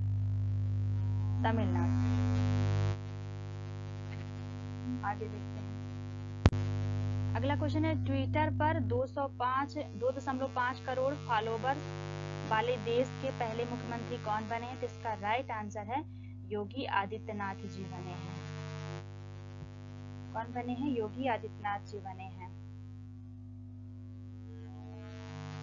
योगी आदित्यनाथ जी कहाँ के मुख्यमंत्री हैं? तो उत्तर प्रदेश के मुख्यमंत्री हैं और उत्तर प्रदेश के राज्यपाल हैं आनंदीबेन पटेल। उत्तर प्रदेश की राजधानी है लखनऊ। जो शिवराज सिंह चौहान है ये मध्य प्रदेश के मुख्यमंत्री हैं। जो सिद्धारमैया है अभी हाल ही में कर्नाटक के नए मुख्यमंत्री बने हैं। उत्तर प्रदेश के मुख्यमंत्री योगी आदित्यनाथ के आधिकारिक ट्विटर हैंडल ने सोशल मीडिया प्लेटफॉर्म पर लोकप्रियता के नए कीर्तिमान स्थापित करते हुए 2.5 करोड़ फॉलोअर्स का आंकड़ा पार कर लिया है। सोशल मीडिया पर फॉलोअर्स के मामले में कई नेताओं और मशहूर हस्तियों को अभी इस मुकाम तक पहुंचना बाकी है। वह ट्विटर पर इस संख्या को पार करने वाले पहले मुख्यमंत्री बने हैं। अगला क्वेश्चन है, 2023 में भारत और कनाडा के बीच उद्योग संघों की पहली संयुक्त गोलमेज बैठक कहाँ की आयोजित की गई? जिसका राइट आंसर है भारत की राजधानी दिल्ली में की गई है। 2007 में पुलित्जर पुरस्कार से सम्मानित कार्मिक मैकार्थी का निधन हो गया है। कौन है? तो ये उपन्यासकार थे। 2007 में द रोड फिक्शन के लिए पुलित्जर पुरस्कार से सम्मानित किया गया था। किस भारतीय प्रौद्योगिकी संस्थान ने डीजल से चलने वाला भारत का पहला मिथाइल ईथर ट्रैक्टर इंजन तैयार किया? तो इसका राइट आंसर है IIT कानपुर ने। यह इंजन 100% डाई मिथाइल ईथर से चलता है। यह पहला ऐसा इंजन है जो इस DME फ्यूल से चलेगा। इसको बनाने वाले वैज्ञानिकों का दावा है कि इसकी परफॉर्मेंस डीजल इंजन से भी बेहतर होगी। कूड़े के ढेर से भी यह फ्यूल तैयार किया जा सकेगा। पहला क्वेश्चन है, विश्व मरुस्थलीकरण और सूखा निवारण दिवस प्रत्येक वर्ष कब मनाया जाता है? तो इसका राइट आंसर है 17 जून को मनाया जाता है। इसकी थीम क्या है? तो इसकी थीम है हर लैंड हर राइट। डिटेल देख लेते हैं। तो इस वर्ष की थीम रही है कि उसकी भूमि उनके अधिकार, उनकी भूमि और उनके अधिकार, यानी उसकी भूमि उसके अधिकार और उनकी भूमि उनके अधिकार, जो महिलाओं के भूमि अधिकारों पर केंद्रित है और वर्ष 2030 तक यौन समानता और भूमि तटस्थता के परस्पर वैश्विक लक्ष्यों को प्राप्त करने और कई अन्य सतत विकास लक्ष्य सस्टेनेबल डेवलपमेंट गोल्ड SDG की विकास में योगदान देने की आवश्यकता है।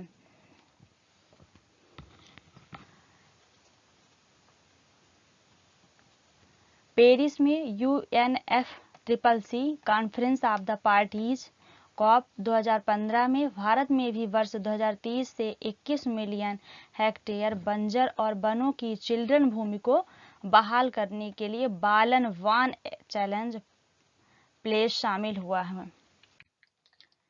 अगला देखते हैं, विश्व जाति दिवस हर साल कब मनाया जाता है? तो इसका राइट आंसर है 19 जून को मनाया जाता है।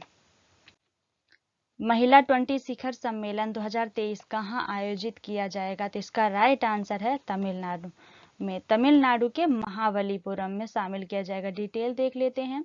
तो हाल ही में भारत ने, यहाँ G20 हो गया है, W20 की अध्यक्षता की नहीं सॉरी यहाँ हाल ही में भारत ने G20 की अध्यक्षता के एक भाग के रूप में तमिलनाडु के महाबलीपुरम में महिला 20 W20 शिखर सम्मेलन का आयोजन किया, जिसकी थीम थी महिला नेतृत्व, विकास, परिवर्तन, उन्नति करना और आगे बढ़ना था। यानी जो G20 है उसी के एक भाग के रूप में W20 को शामिल किया गया है, जिसमें महिलाओं के नेतृत्व, विकास, परिवर्तन और उन्नति करने का लक्ष्य रखा गया है। इस शिखर सम्मेलन का उद्देश्य महिला सशक्तिकरण का जश्न मनाना तथा आर्थिक सशक्तिकरण, व्यापार एवं निवेश और अर्थव्यवस्था की देखभाल से संबंधित प्रमुख मुद्दों को संबोधित करना है। जो W20 है, वुमेन 20 शिखर सम्मेलन है, इसकी स्थापना वर्ष 2015 में हुई थी। लैंगिक समानता और महिला सशक्तिकरण पर ध्यान केंद्रित करने के उद्देश्य से की गई थी। और जो पहला W20 शिखर सम्मेलन है, यह वर्ष 2015 में कहाँ किया गया था? तुर्की की G20 अध्यक्षता में आयोजित किया गया था। तो जो W20 है यानी वुमेन 20 है, इसकी स्थापना वर्ष 2015 में की गई थी और लैंगिक समानता और महिला सशक्तिकरण को ध्यान में रख के ये आयोजित किया गया है। अगला क्वेश्चन है, जून 2023 में रक्षा मंत्रालय ने किस देश से प्रेडेटर MQ-9 ड्रोन खरीदने की मंजूरी दी है? तो इसका राइट आंसर है अमेरिका। डिटेल देख लेते हैं। तो अल कायदा प्रमुख अल जवाहिरी 2022 में को मारने के लिए इस्तेमाल किए जाने वाले ड्रोन को भारत द्वारा खरीदे जाने का फैसला किया गया है। भारतीय जो रक्षा अधिग्रहण परिषद ने 3 सशस्त्र ड्रोन MQ-9B प्रेडेटर की खरीद की मंजूरी दी है। यह ड्रोन भारतीय सशस्त्र बल की तीनों शाखाओं वायुसेना, थल सेना और नौसेना को दिया जाएगा। एटॉमिक्स ग्लोबल कॉरपोरेशन ने बनाया है। इस ड्रोन को हंटर किलर के नाम से भी जाना जाता है। इसकी कीमत क्या है? तो 31 MQ-9B प्रेडेटर्स की कीमत क्या है? तो इसका राइट आंसर है कि मीडिया रिपोर्ट्स के मुताबिक यह डील $3 अरब की है और भारतीय रुपयों में यह रकम 24,570 रुपए होगी।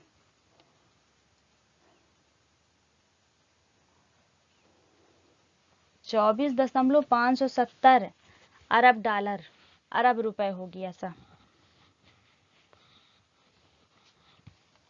आगे की डिटेल देखते हैं। अगला क्वेश्चन है, केंद्र सरकार ने किस राज्य यूटी में स्थित Nehru memorial museum and library society का नाम बदला है? तो इसका राइट आंसर है Delhi. Rajnath Singh Nehru memorial museum and library के वाइस चेयरमैन हैं और प्रधानमंत्री जिसके चेयरमैन हैं। उन्होंने मीडिया से कहा है कि सभी प्रधानमंत्रियों को समर्पित संग्रहालय का विस्तार किया जाएगा। संग्रहालय में पहले से ही कुछ अन्य प्रधानमंत्रियों के साथ पंडित जवाहरलाल नेहरू पर प्रदर्शन है। अगला क्वेश्चन है कि एशिया कप 2023 का आयोजन कहाँ किया जाएगा? तो इसका राइट आंसर है उपयुक्त दोनों, यानी श्रीलंका और पाकिस्तान दोनों में किया जाएगा। जो एशिया कप है, तो एशिया कप 2023 हाइब्रिड मॉडल के तहत पाकिस्तान और श्रीलंका में खेला जाएगा। यह फैसला एशियन क्रिकेट काउंसिल ACC ने लिया है। कुल 13 मैच होंगे, जिसमें 4 मैच पाकिस्तान में और 9 मैच श्रीलंका में होंगे। हाइब्रिड मॉडल का मतलब होता है कि मैच एक से ज्यादा देशों में खेले जाएंगे। विवाद क्या था? तो विवाद था कि पाकिस्तान को एशिया कप 2023 की मेजबानी करनी थी, लेकिन BCCI वहां अपनी टीम भेजने को तैयार नहीं थी। इसी वजह से इस टूर्नामेंट को दूसरे देश में कराने की चर्चा थी। हालांकि Pakistan cricket board Asia cup के मेजबानी अधिकार को छोड़ने को तैयार नहीं था। इसके परिणाम स्वरूप टूर्नामेंट का आयोजन हाइब्रिड मॉडल के तहत किया जा रहा है। जो पाकिस्तान है उसकी राजधानी है इस्लामाबाद और उसके प्रधानमंत्री हैं शाहबाज शरीफ। श्रीलंका की राजधानी है कोलंबो और इसके प्रधानमंत्री हैं दिनेश गुणवर्धने और इसके राष्ट्रपति जो हैं रानिल विक्रमसिंघे हैं। तो श्रीलंका की लोकेशन की बात करें तो श्रीलंका जो है तो भारत के दक्षिण में स्थित है। ये ऐसे भारत का मैप जाता है नीचे में, यहाँ पर ठीक से बनाते नहीं बन रहा है, और यहाँ पर श्रीलंका की लोकेशन स्थित है इस तरीके से, यानी भारत के दक्षिण में है, और जो पाकिस्तान है वो भारत के उत्तर में है। आगे देखते हैं, हाल ही में विश्व स्क्वैश चैंपियनशिप 2023 किसने जीती है? तो इसका राइट आंसर है मिस्र ने जीती है। मिस्र ने विश्व स्क्वैश चैंपियनशिप फिर जीत ली है। मिस्र ने चेन्नई में फाइनल में मलेशिया को 2-1 से हराया है।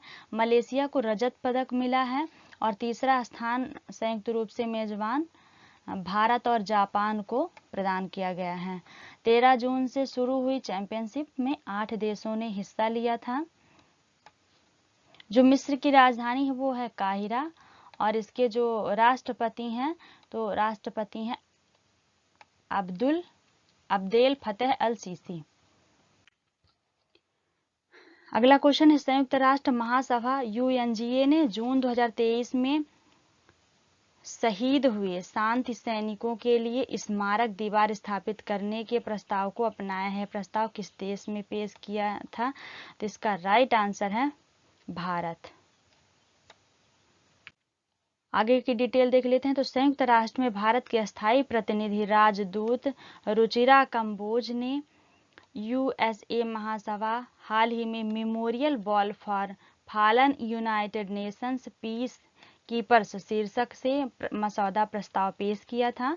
स्मारक की दीवार शांति स्थापना के लिए संयुक्त राष्ट्र की प्रतिबद्धता का प्रतीक होगी और शहीद हुए शांति सैनिकों द्वारा किए गए बलिदानों की याद के रूप में काम करेगी। जो यूएनजीए है इसका पूरा नाम होता है यूनाइटेड नेशन जनरल असेंबली और इसकी स्थापना कब हुई थी? तो 1945 में हुई थी। इसका जो मुख्यालय है वो मुख्यालय है न्यूयॉर्क में। न्यूयॉर्क कहाँ स्थित है? तो अमेरिका में है और जो न्यूयॉर्क है वो अमेरिका का सबसे महंगा शहर है और जो यूएनजीए के सदस्य देश हैं तो उनकी संख्या 193 है। अगला क्वेश्चन देख लेते हैं।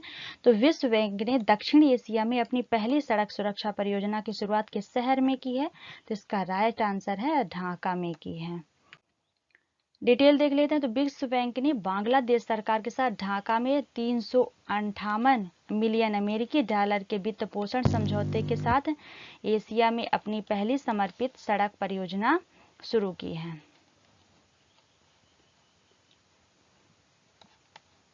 यह परियोजना सड़क सुरक्षा में सुधार लाने और चयनित शहरों को उच्च जोखिम वाले राजमार्गों पर दुर्घटनाओं को कम करने में मदद करेगी। इस प्रोजेक्ट के कार्यान्वयन के लिए बांग्लादेश के 2 राष्ट्रीय राजमार्ग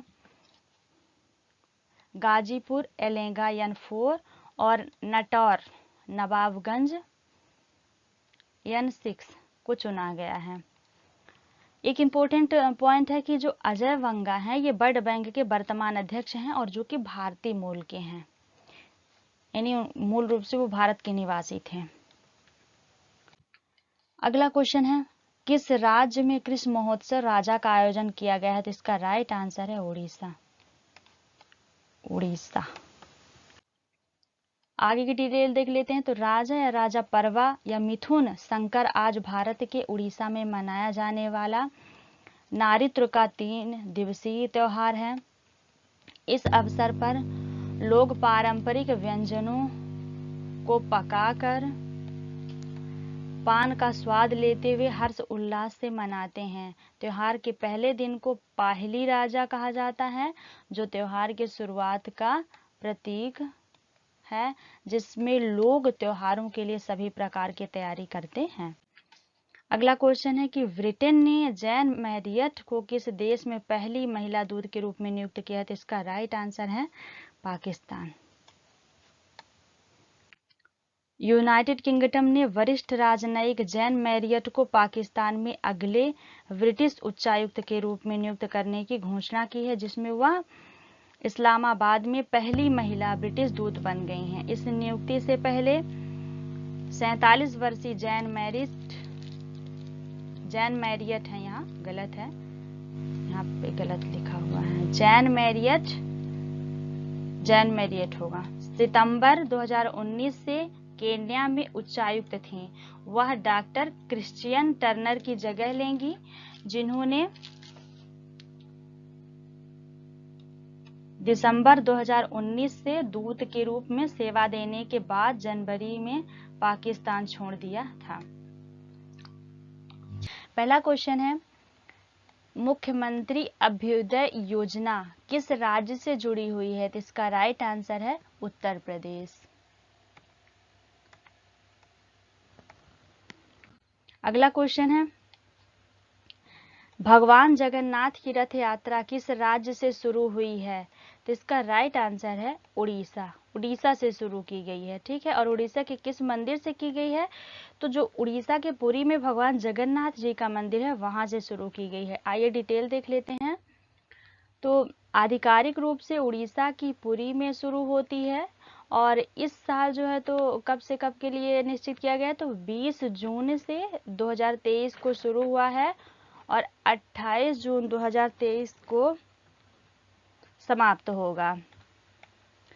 भगवान जगन्नाथ की रथ यात्रा की बात करें तो ये रथ यात्रा एक वार्षिक हिंदू त्योहार है जिसमें भगवान जगन्नाथ यानी जगन्नाथ भगवान कृष्ण जी को कहा गया है। तो भगवान जगन्नाथ और उनके बड़े भाई बालभद्र यानी बलराम जी को और उनकी छोटी बहन सुभद्रा देवी सुभद्रा की पुरी उड़ीसा में उनके घर के मंदिर से लगभग 3 किलोमीटर दूर गुंडीचा में उनकी मौसी के मंदिर तक की यात्रा का उत्सव मनाया जाता है। यानी इसमें 3 रथ निकाले जाते हैं। जो भगवान जगन्नाथ जी का रथ है वो सबसे बड़ा रहता है और उसके बाद फिर सभी रथ क्रम बाई क्रम छोटे रहते हैं।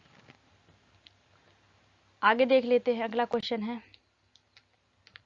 क्वेश्चन है एक राष्ट्र एक हेल्पलाइन नामक पहल किस मंत्रालय द्वारा की गई है? तो इसका राइट आंसर है महिला एवं बाल विकास मंत्रालय द्वारा ये पहल शुरू की गई है। डिटेल देख लेते हैं। तो चाइल्ड लाइन सेवाओं के लिए एक राष्ट्र एक हेल्पलाइन पहल जो है तो भारत के महिला एवं बाल विकास मंत्रालय, इसको इंग्लिश में कहते हैं MOW एंड CD ने आपातकालीन प्रतिक्रिया सहायता प्रणाली, चाइल्ड लाइन आपातकालीन परामर्श और संकट हेल्पलाइन नंबर को 112 के साथ विलय करके बच्चों के लिए एक महत्वपूर्ण कदम उठाया है। इस कदम की दक्षता की बात करें, इस कदम का उद्देश्य क्या है? तो इस कदम का उद्देश्य है प्रभावशीलता और दक्षता को बढ़ाना। चाइल्ड हेल्पलाइन सेवाओं को अन्य आपातकालीन सेवाओं जैसे पुलिस, अग्निशमन और एम्बुलेंस विभागों के साथ भी एकीकृत किया गया है। यह निर्णय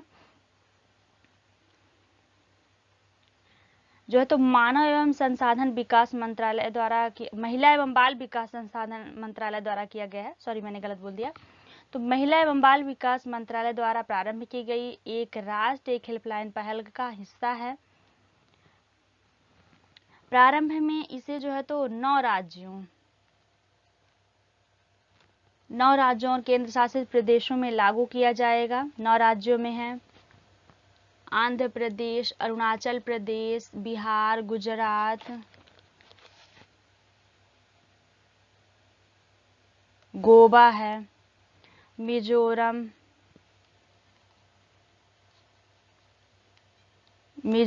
लद्दाख, पुदुचेरी और दादरा एवं नागर हवेली तथा दमन और दीव शामिल है। अन्य क्षेत्रों की बात करें तो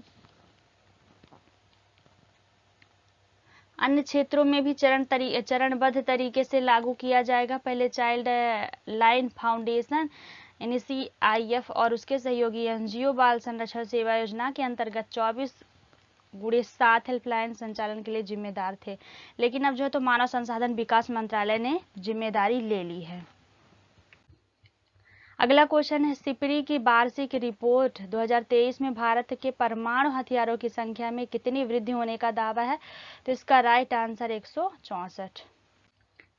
डिटेल देख लेते हैं। तो Stockholm International Peace Research Institute, इसको संक्षिप्त में बोलते हैं सिपरी और इसका पूरा नाम होता है Stockholm International Peace Research Institute. यह संस्था जो है तो हथियारों के बारे में अंतर्राष्ट्रीय स्तर पर आंकड़े जारी करती है और इसके आंकड़े दुनिया भर में विश्वसनीय माने जाते हैं। जो इसका मुख्यालय है सिपरी का, तो सिपरी का मुख्यालय है स्टॉकहोम, स्वीडन में है।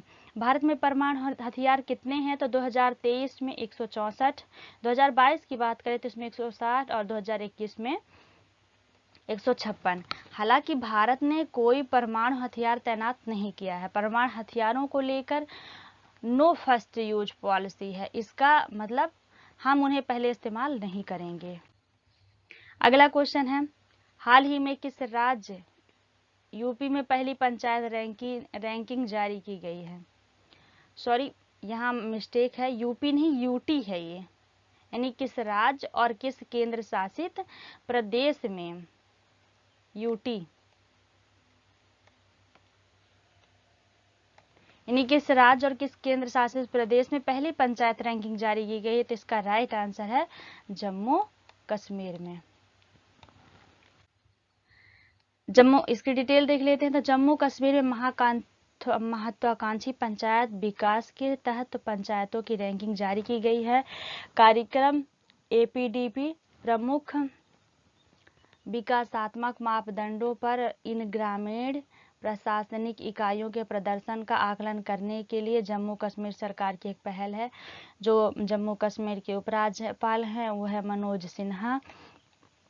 पहला कार्बन न्यूट्रल गांव पल्ली है और पहला इग्लू कैफे जो है तो गुलमर्ग है।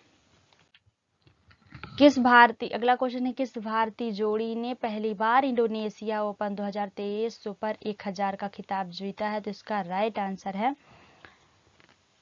सात्विक साईराज रैंकी रेड्डी और चिराग रेड्डी, यानी इन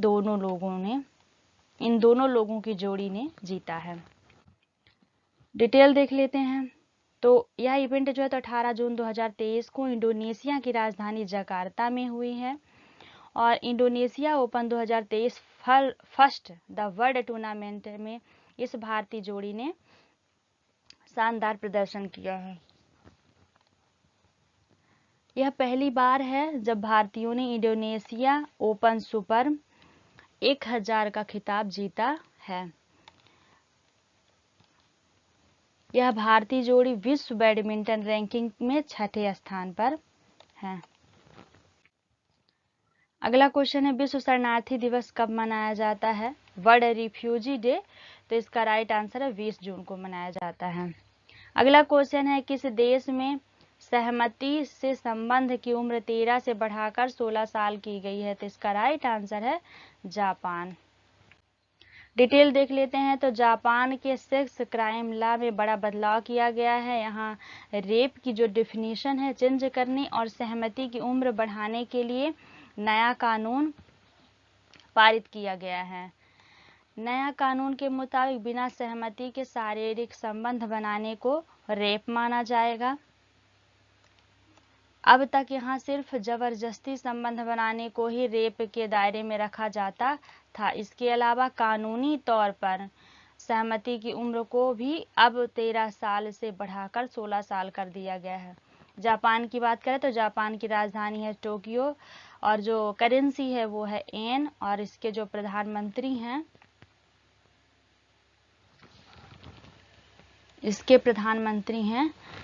फूमियो किशिदा। अगला क्वेश्चन, हाल ही में इंटरकॉन्टिनेंटल कप फुटबॉल टूर्नामेंट किसने जीता है? तो इसका राइट आंसर है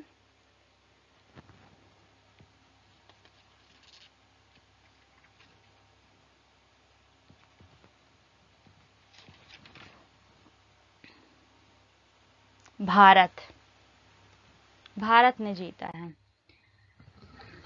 डिटेल देख लेते हैं। तो 18 जून को भारतीय पुरुष सीनियर फुटबॉल टीम ने भुवनेश्वर के कलिंगा स्टेडियम में फाइनल में लेबनान को 2-0 से हराया है। अंतर्राष्ट्रीय फुटबॉल में सक्रिय खिलाड़ियों में क्षेत्रीय तीसरे सबसे ज्यादा गोल करने वाले खिलाड़ी हैं। केवल पुर्तगाली स्टार क्रिस्टियानो रोनाल्डो और अर्जेंटीना के लियोनल मेसी से पीछे हैं। यह इंटरकॉन्टिनेंटल कप का तीसरा संस्करण था जो 18 जून 2023 तक आयोजित किया गया था। टूर्नामेंट में 4 देशों ने हिस्सा लिया। इसे 2018 में नेहरू कप के प्रतिस्थापन के रूप में लॉन्च किया गया था। अगला क्वेश्चन है, 2022 का गांधी शांति पुरस्कार किसे दिया गया है? सॉरी, यहाँ 2021 लिखा है, 2022 होगा। तो 2022 का गांधी शांति पुरस्कार किसे दिया गया? तो इसका राइट आंसर है गीता प्रेस गोरखपुर। 2021 का गांधी पुरस्कार गीता प्रेस गोरखपुर को दिया गया है।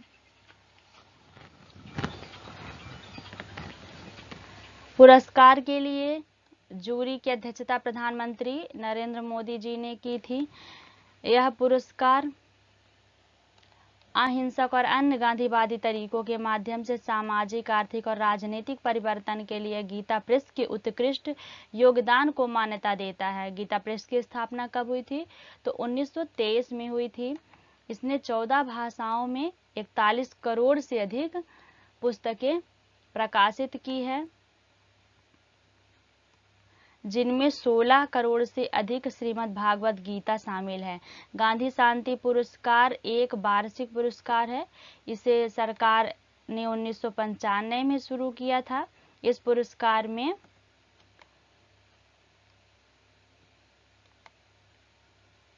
₹1 करोड़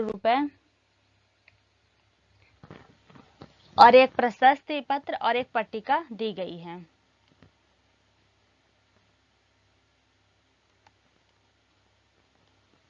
अगला है राष्ट्रीय योग ओलंपियाड 2023 का आयोजन कहाँ किया गया था?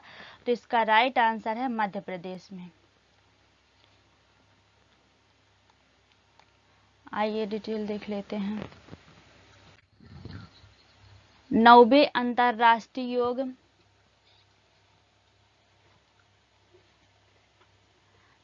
अंतर्राष्ट्रीय योग दिवस के मुख्य कार्यक्रम से पहले 21 जून को जबलपुर में राष्ट्रीय योग ओलंपियाड का आयोजन किया गया था। राज्यपाल मंगू भाई पटेल ने 18 जून 2023 को भोपाल में 3 दिवसीय राष्ट्रीय योग ओलंपियाड का उद्घाटन किया था।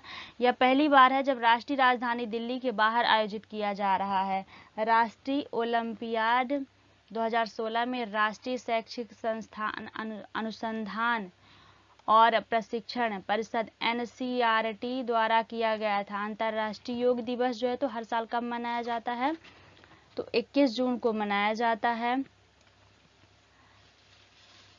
योग के विभिन्न लाभों को पहचानने और योग को जीवन के एक तरीके के रूप में बढ़ावा देने के लिए अंतर्राष्ट्रीय योग दिवस मनाया जाता है। जो ये अंतर्राष्ट्रीय योग दिवस 2023 है, इसकी थीम थी मानवता। हाल ही में ग्लोबल जेंडर गैप इंडेक्स 2023 जारी की गई है, जिसमें भारत किस स्थान पे है? तो इसका राइट आंसर है 137वें स्थान पे है। 2022 में जो है तो ये 135वें स्थान में रहा है, और जो 2023 की रैंकिंग जारी की गई इसमें यह 127वें स्थान पे है। यानी इसकी प्रगति में थोड़ा सुधार हुआ है। और 146 कुल 146 देश इस इंडेक्स में शामिल हैं। डिटेल देख लेते हैं। तो हाल ही में विश्व आर्थिक मंच द्वारा, यानी जो ग्लोबल जेंडर गैप रिपोर्ट है, ये किसके द्वारा जारी की जाती है? तो विश्व आर्थिक मंच के द्वारा जारी की जाती है। और इस साल का कौन सा संस्करण है? तो इसका 17वां संस्करण है ग्लोबल जेंडर गैप रिपोर्ट का। और जिसमें कितने देश शामिल किए गए हैं? तो 146 देश शामिल किए गए हैं।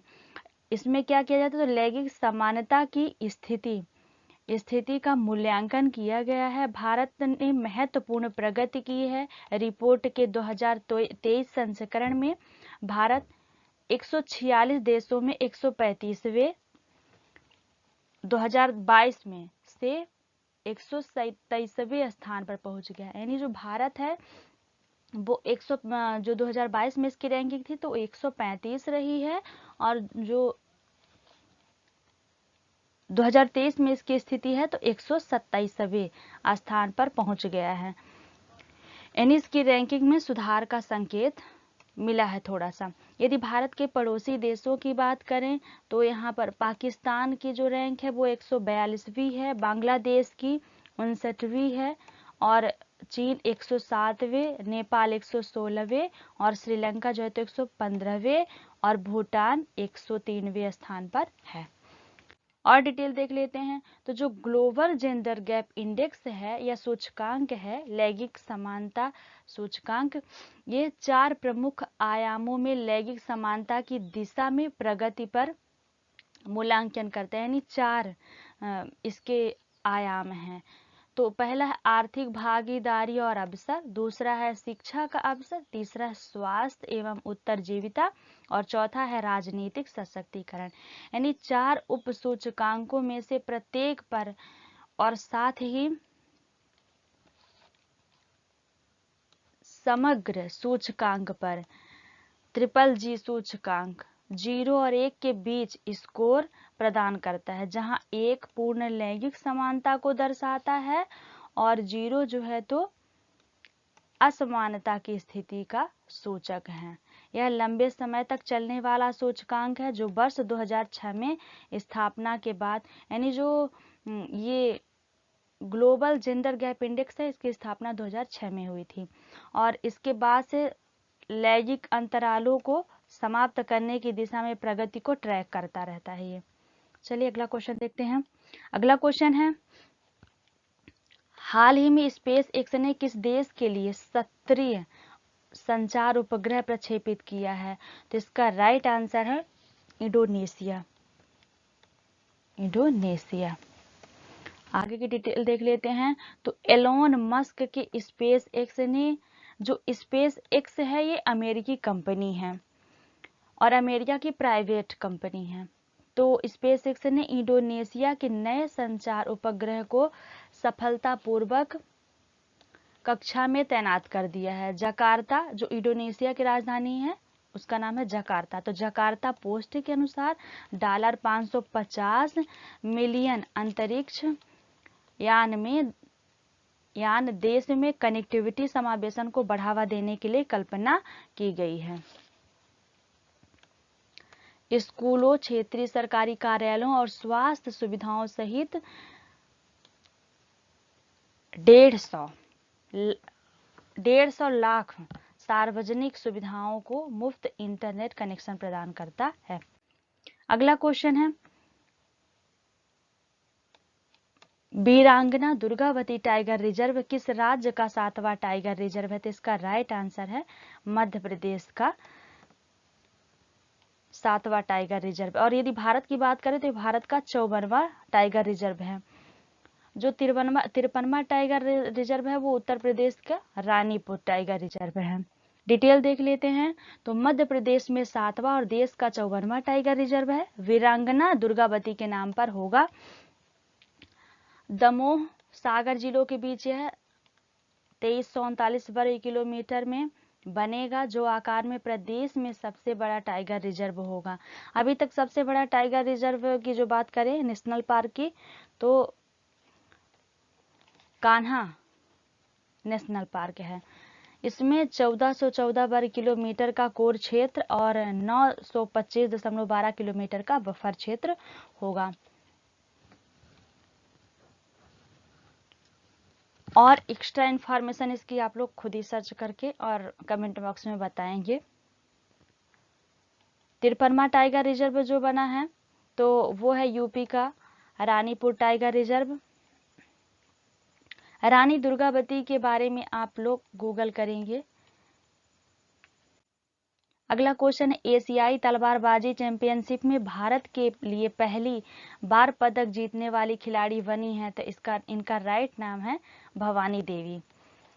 ये है भवानी देवी जो कि क्या बोलते हैं, तलवारबाजी चैंपियनशिप में भारत के लिए पहली बार पदक जीतने वाली खिलाड़ी बनी है। अगला क्वेश्चन है, हाल ही में रिसर्च एंड एनालिसिस विंग रा के प्रमुख कौन बने हैं? तो इसका राइट आंसर है रवि सिन्हा, यानी रवि सिन्हा बने हैं। यदि तपन कुमार डेका की बात करें तो ये इंटेलिजेंस ब्यूरो के चीफ हैं और जो सामंत कुमार गोयल हैं ये रा के ही प्रमुख थे, लेकिन अभी हाल ही में ये जो है तो इनका कार्यकाल समाप्त हो गया है और इनके जगह में रवि सिन्हा प्रमुख बनेंगे। प्रवीण सूद सीबीआई के महानिदेशक हैं।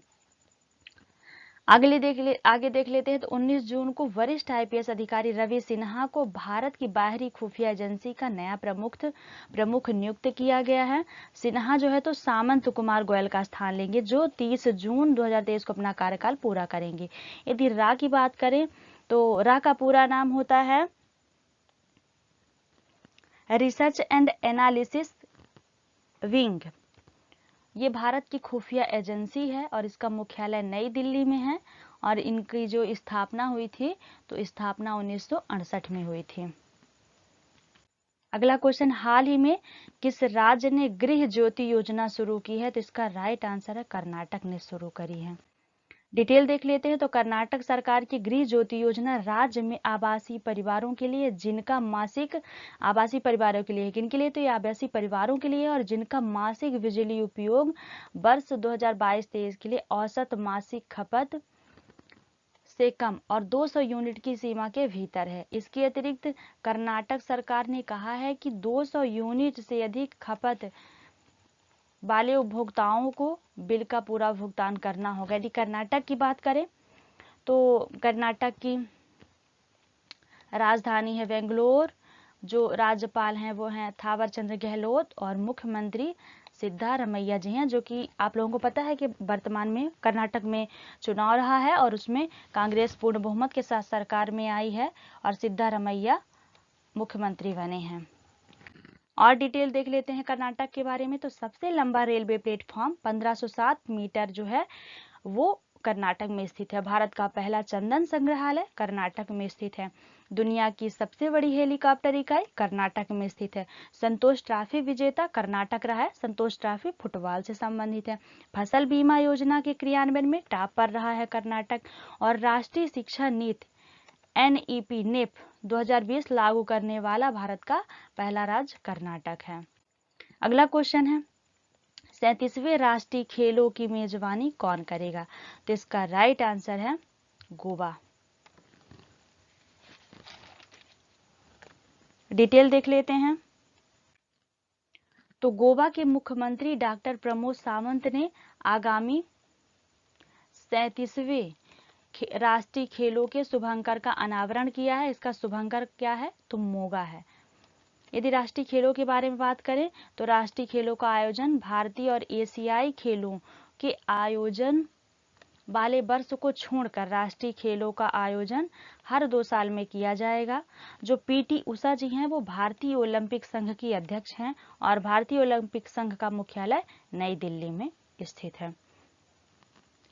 अगला क्वेश्चन देखते हैं, 45वें European essay prize for lifetime achievement award 2023 से किस भारतीय लेखिका को सम्मानित किया गया है? तो इनका राइट आंसर है अरुंधति राय। यदि PT उषा की बात करें तो भी मैंने अगले क्वेश्चन में बताया है कि PT उषा जो है तो अध्यक्ष हैं भारतीय ओलंपिक संघ की। भवानी देवी की बात करें तो तलवारबाजी चैंपियनशिप में पदक जीती हैं और अरुंधति राय जो हैं तो सम्मानित की गई हैं। डिटेल देख लेते हैं। तो अरुंधति राय को यह सम्मान 2021 में प्रकाशित आजादी नामक निबंध संकलन के फ्रेंच अनुवाद के लिए दिया गया है। अगला क्वेश्चन है, भारत ने वियतनाम को कौन सा युद्धपोत उपहार में देने की घोषणा की है? तो इसका राइट आंसर है INS कृपाण। आगे की डिटेल देख लेते हैं।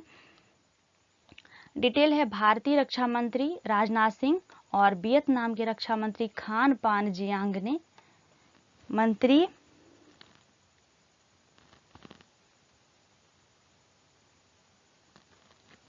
यहाँ खान पानी फान बान गियांग है।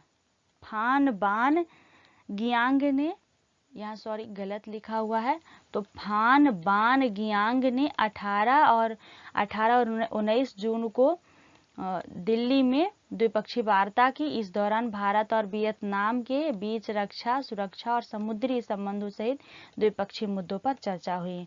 बैठक के दौरान भारतीय रक्षा मंत्री राजनाथ सिंह ने वियतनाम को युद्धपोत INS कृपाण उपहार में देने की घोषणा की है। वियतनाम की बात करें तो इसकी राजधानी हनोई, इनके राष्ट्रपति हैं बो वान थुओंग, इनके प्रधानमंत्री हैं फाम मिन्ह चिन्ह और जो इनकी मुद्रा है ये है वियतनामी डोंग।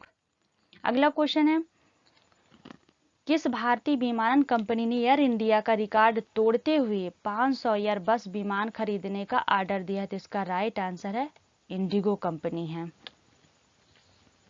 आगे की डिटेल देख लेते हैं। तो इंटर ग्लोब एविएशन लिमिटेड, जिसे इंडिगो के नाम से भी जाना जाता है, ने 19 जून 2023 को 500 एयरबस 320 परिवार के विमान खरीदने की घोषणा की है। इसके साथ ही इंडिगो एक बार इतना बड़ा ऑर्डर देने वाली दुनिया की पहली एयरलाइन बन गई है। विमानों की जो डिलीवरी है वो 2030 से 2035 के बीच होगी। वाणिज्यिक विमानन इतिहास में अब तक का सबसे बड़ा ऑर्डर है। इंडिगो से पहले रिकॉर्ड एयर इंडिया के नाम था। एयर इंडिया ने फरवरी 2023 में 470 विमानों के लिए दुनिया की सबसे बड़ी एविएशन डील साइन की थी, लेकिन अब खोने का रिकॉर्ड अपने नाम कर लिया है। लेकिन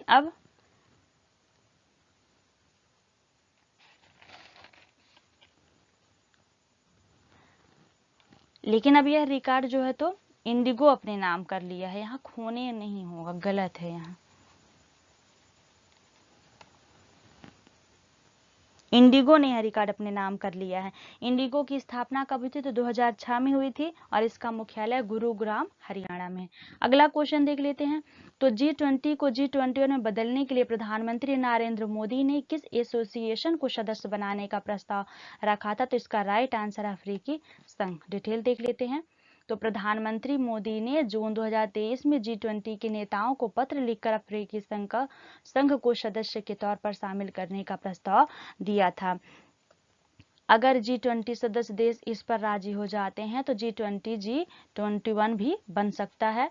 इससे पहले जनवरी 2023 में voice of the global south summit के बाद भी इस मामले पर चर्चा हुई थी। जो भारत है, हमारा भारत G20 का अध्यक्ष है और G20 समिट भारत में ही होनी है आगे।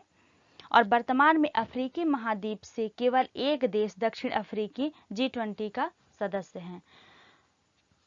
तो किस देश की सीनेट ने भारत के लिए NATO +5 रक्षा दर्जे का प्रस्ताव रखा है? तो इसका राइट आंसर है अमेरिका।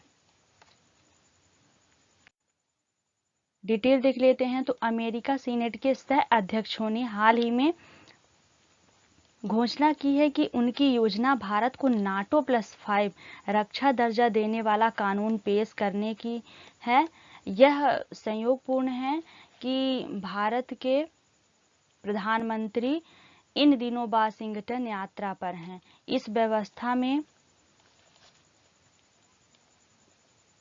वर्तमान में अमेरिका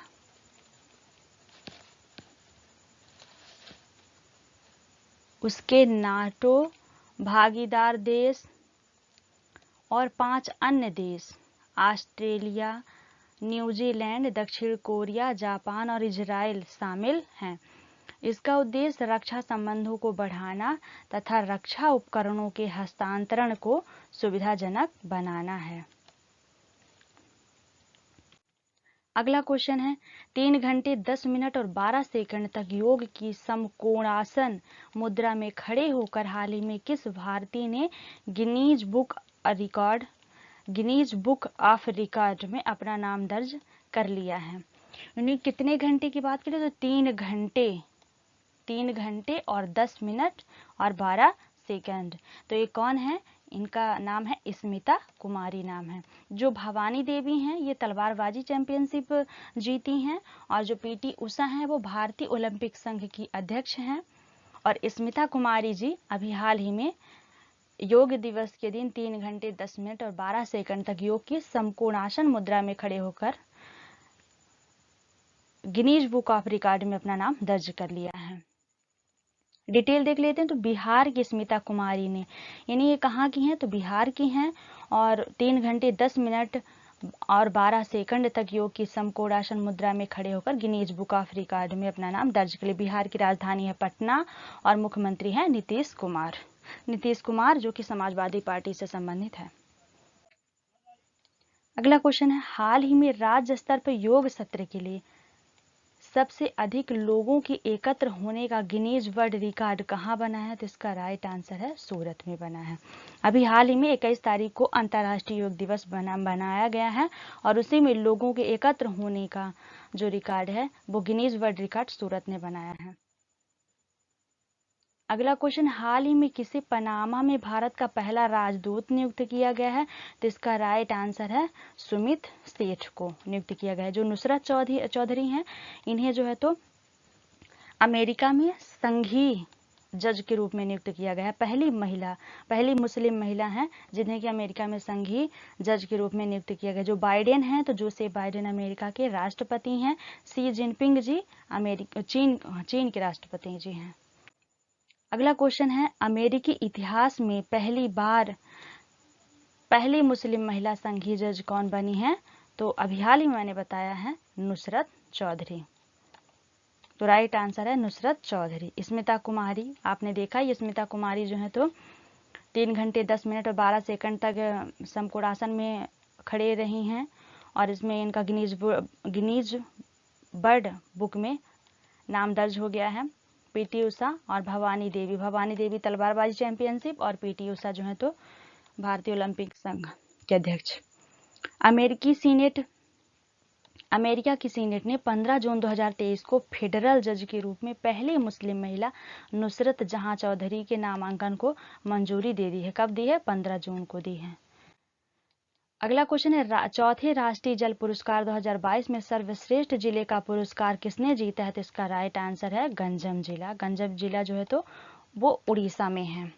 और जो इंदौर है, तो इंदौर मध्य प्रदेश का या कहें भारत का सबसे स्वच्छ शहर जो है तो इंदौर, सबसे स्वच्छ जिला जो है तो इंदौर है। पुरी अभी हाल ही में चर्चे में रहा है। पुरी उड़ीसा में स्थित है और वहां से भगवान जगन्नाथ की रथ यात्रा निकाली गई है। अगला डिटेल देख लेते हैं। तो जल शक्ति मंत्रालय द्वारा घोषित पुरस्कारों का उद्देश्य पानी के महत्व के बारे में जागरूकता पैदा करना है और सर्वोत्तम जल उपयोग प्रथाओं को अपनाने के लिए प्रेरित करना है। जो सर्वश्रेष्ठ राज्य पुरस्कार है वो मध्य प्रदेश को मिला है, इसको मैंने पहले के वीडियो में बताया है।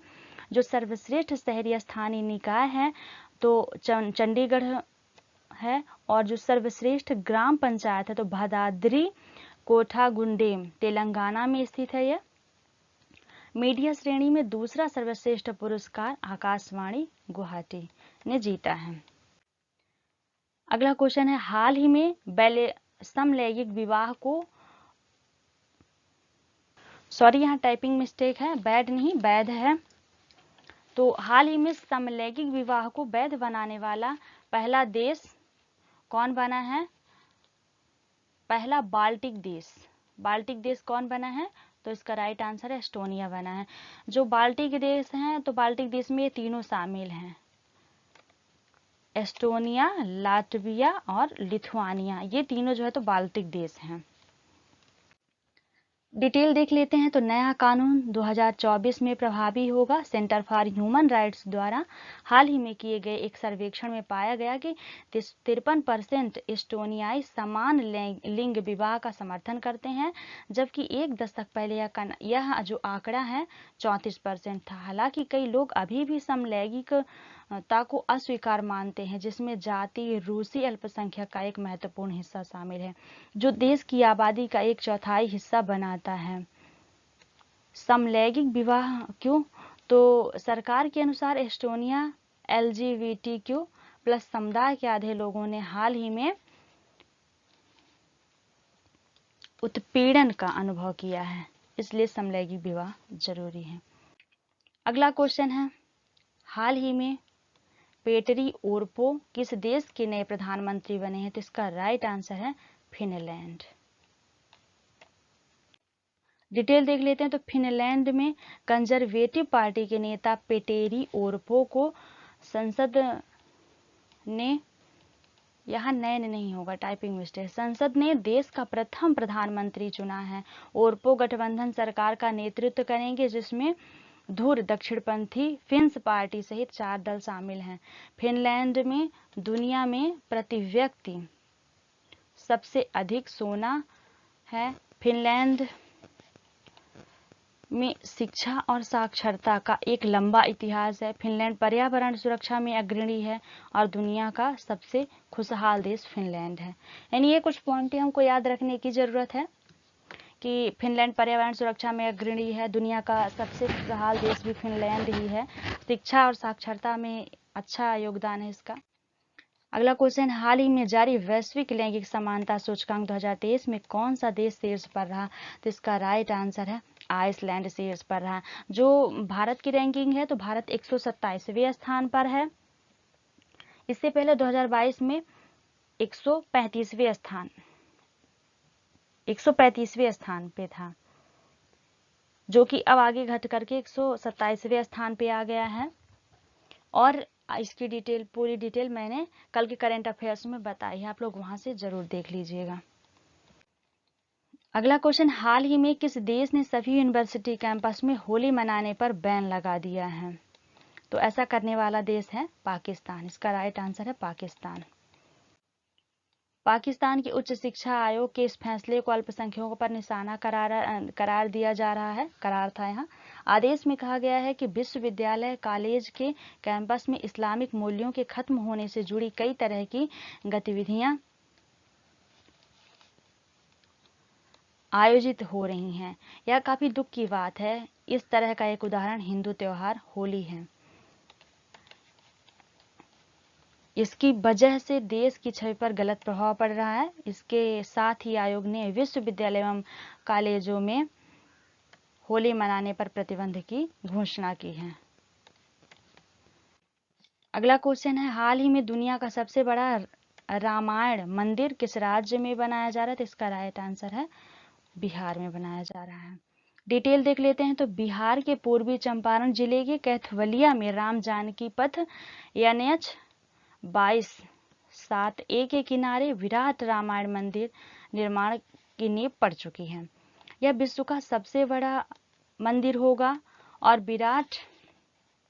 विराट रामायण मंदिर में भगवान राम के साथ साथ श्री कृष्ण भी विराजे जाएंगे।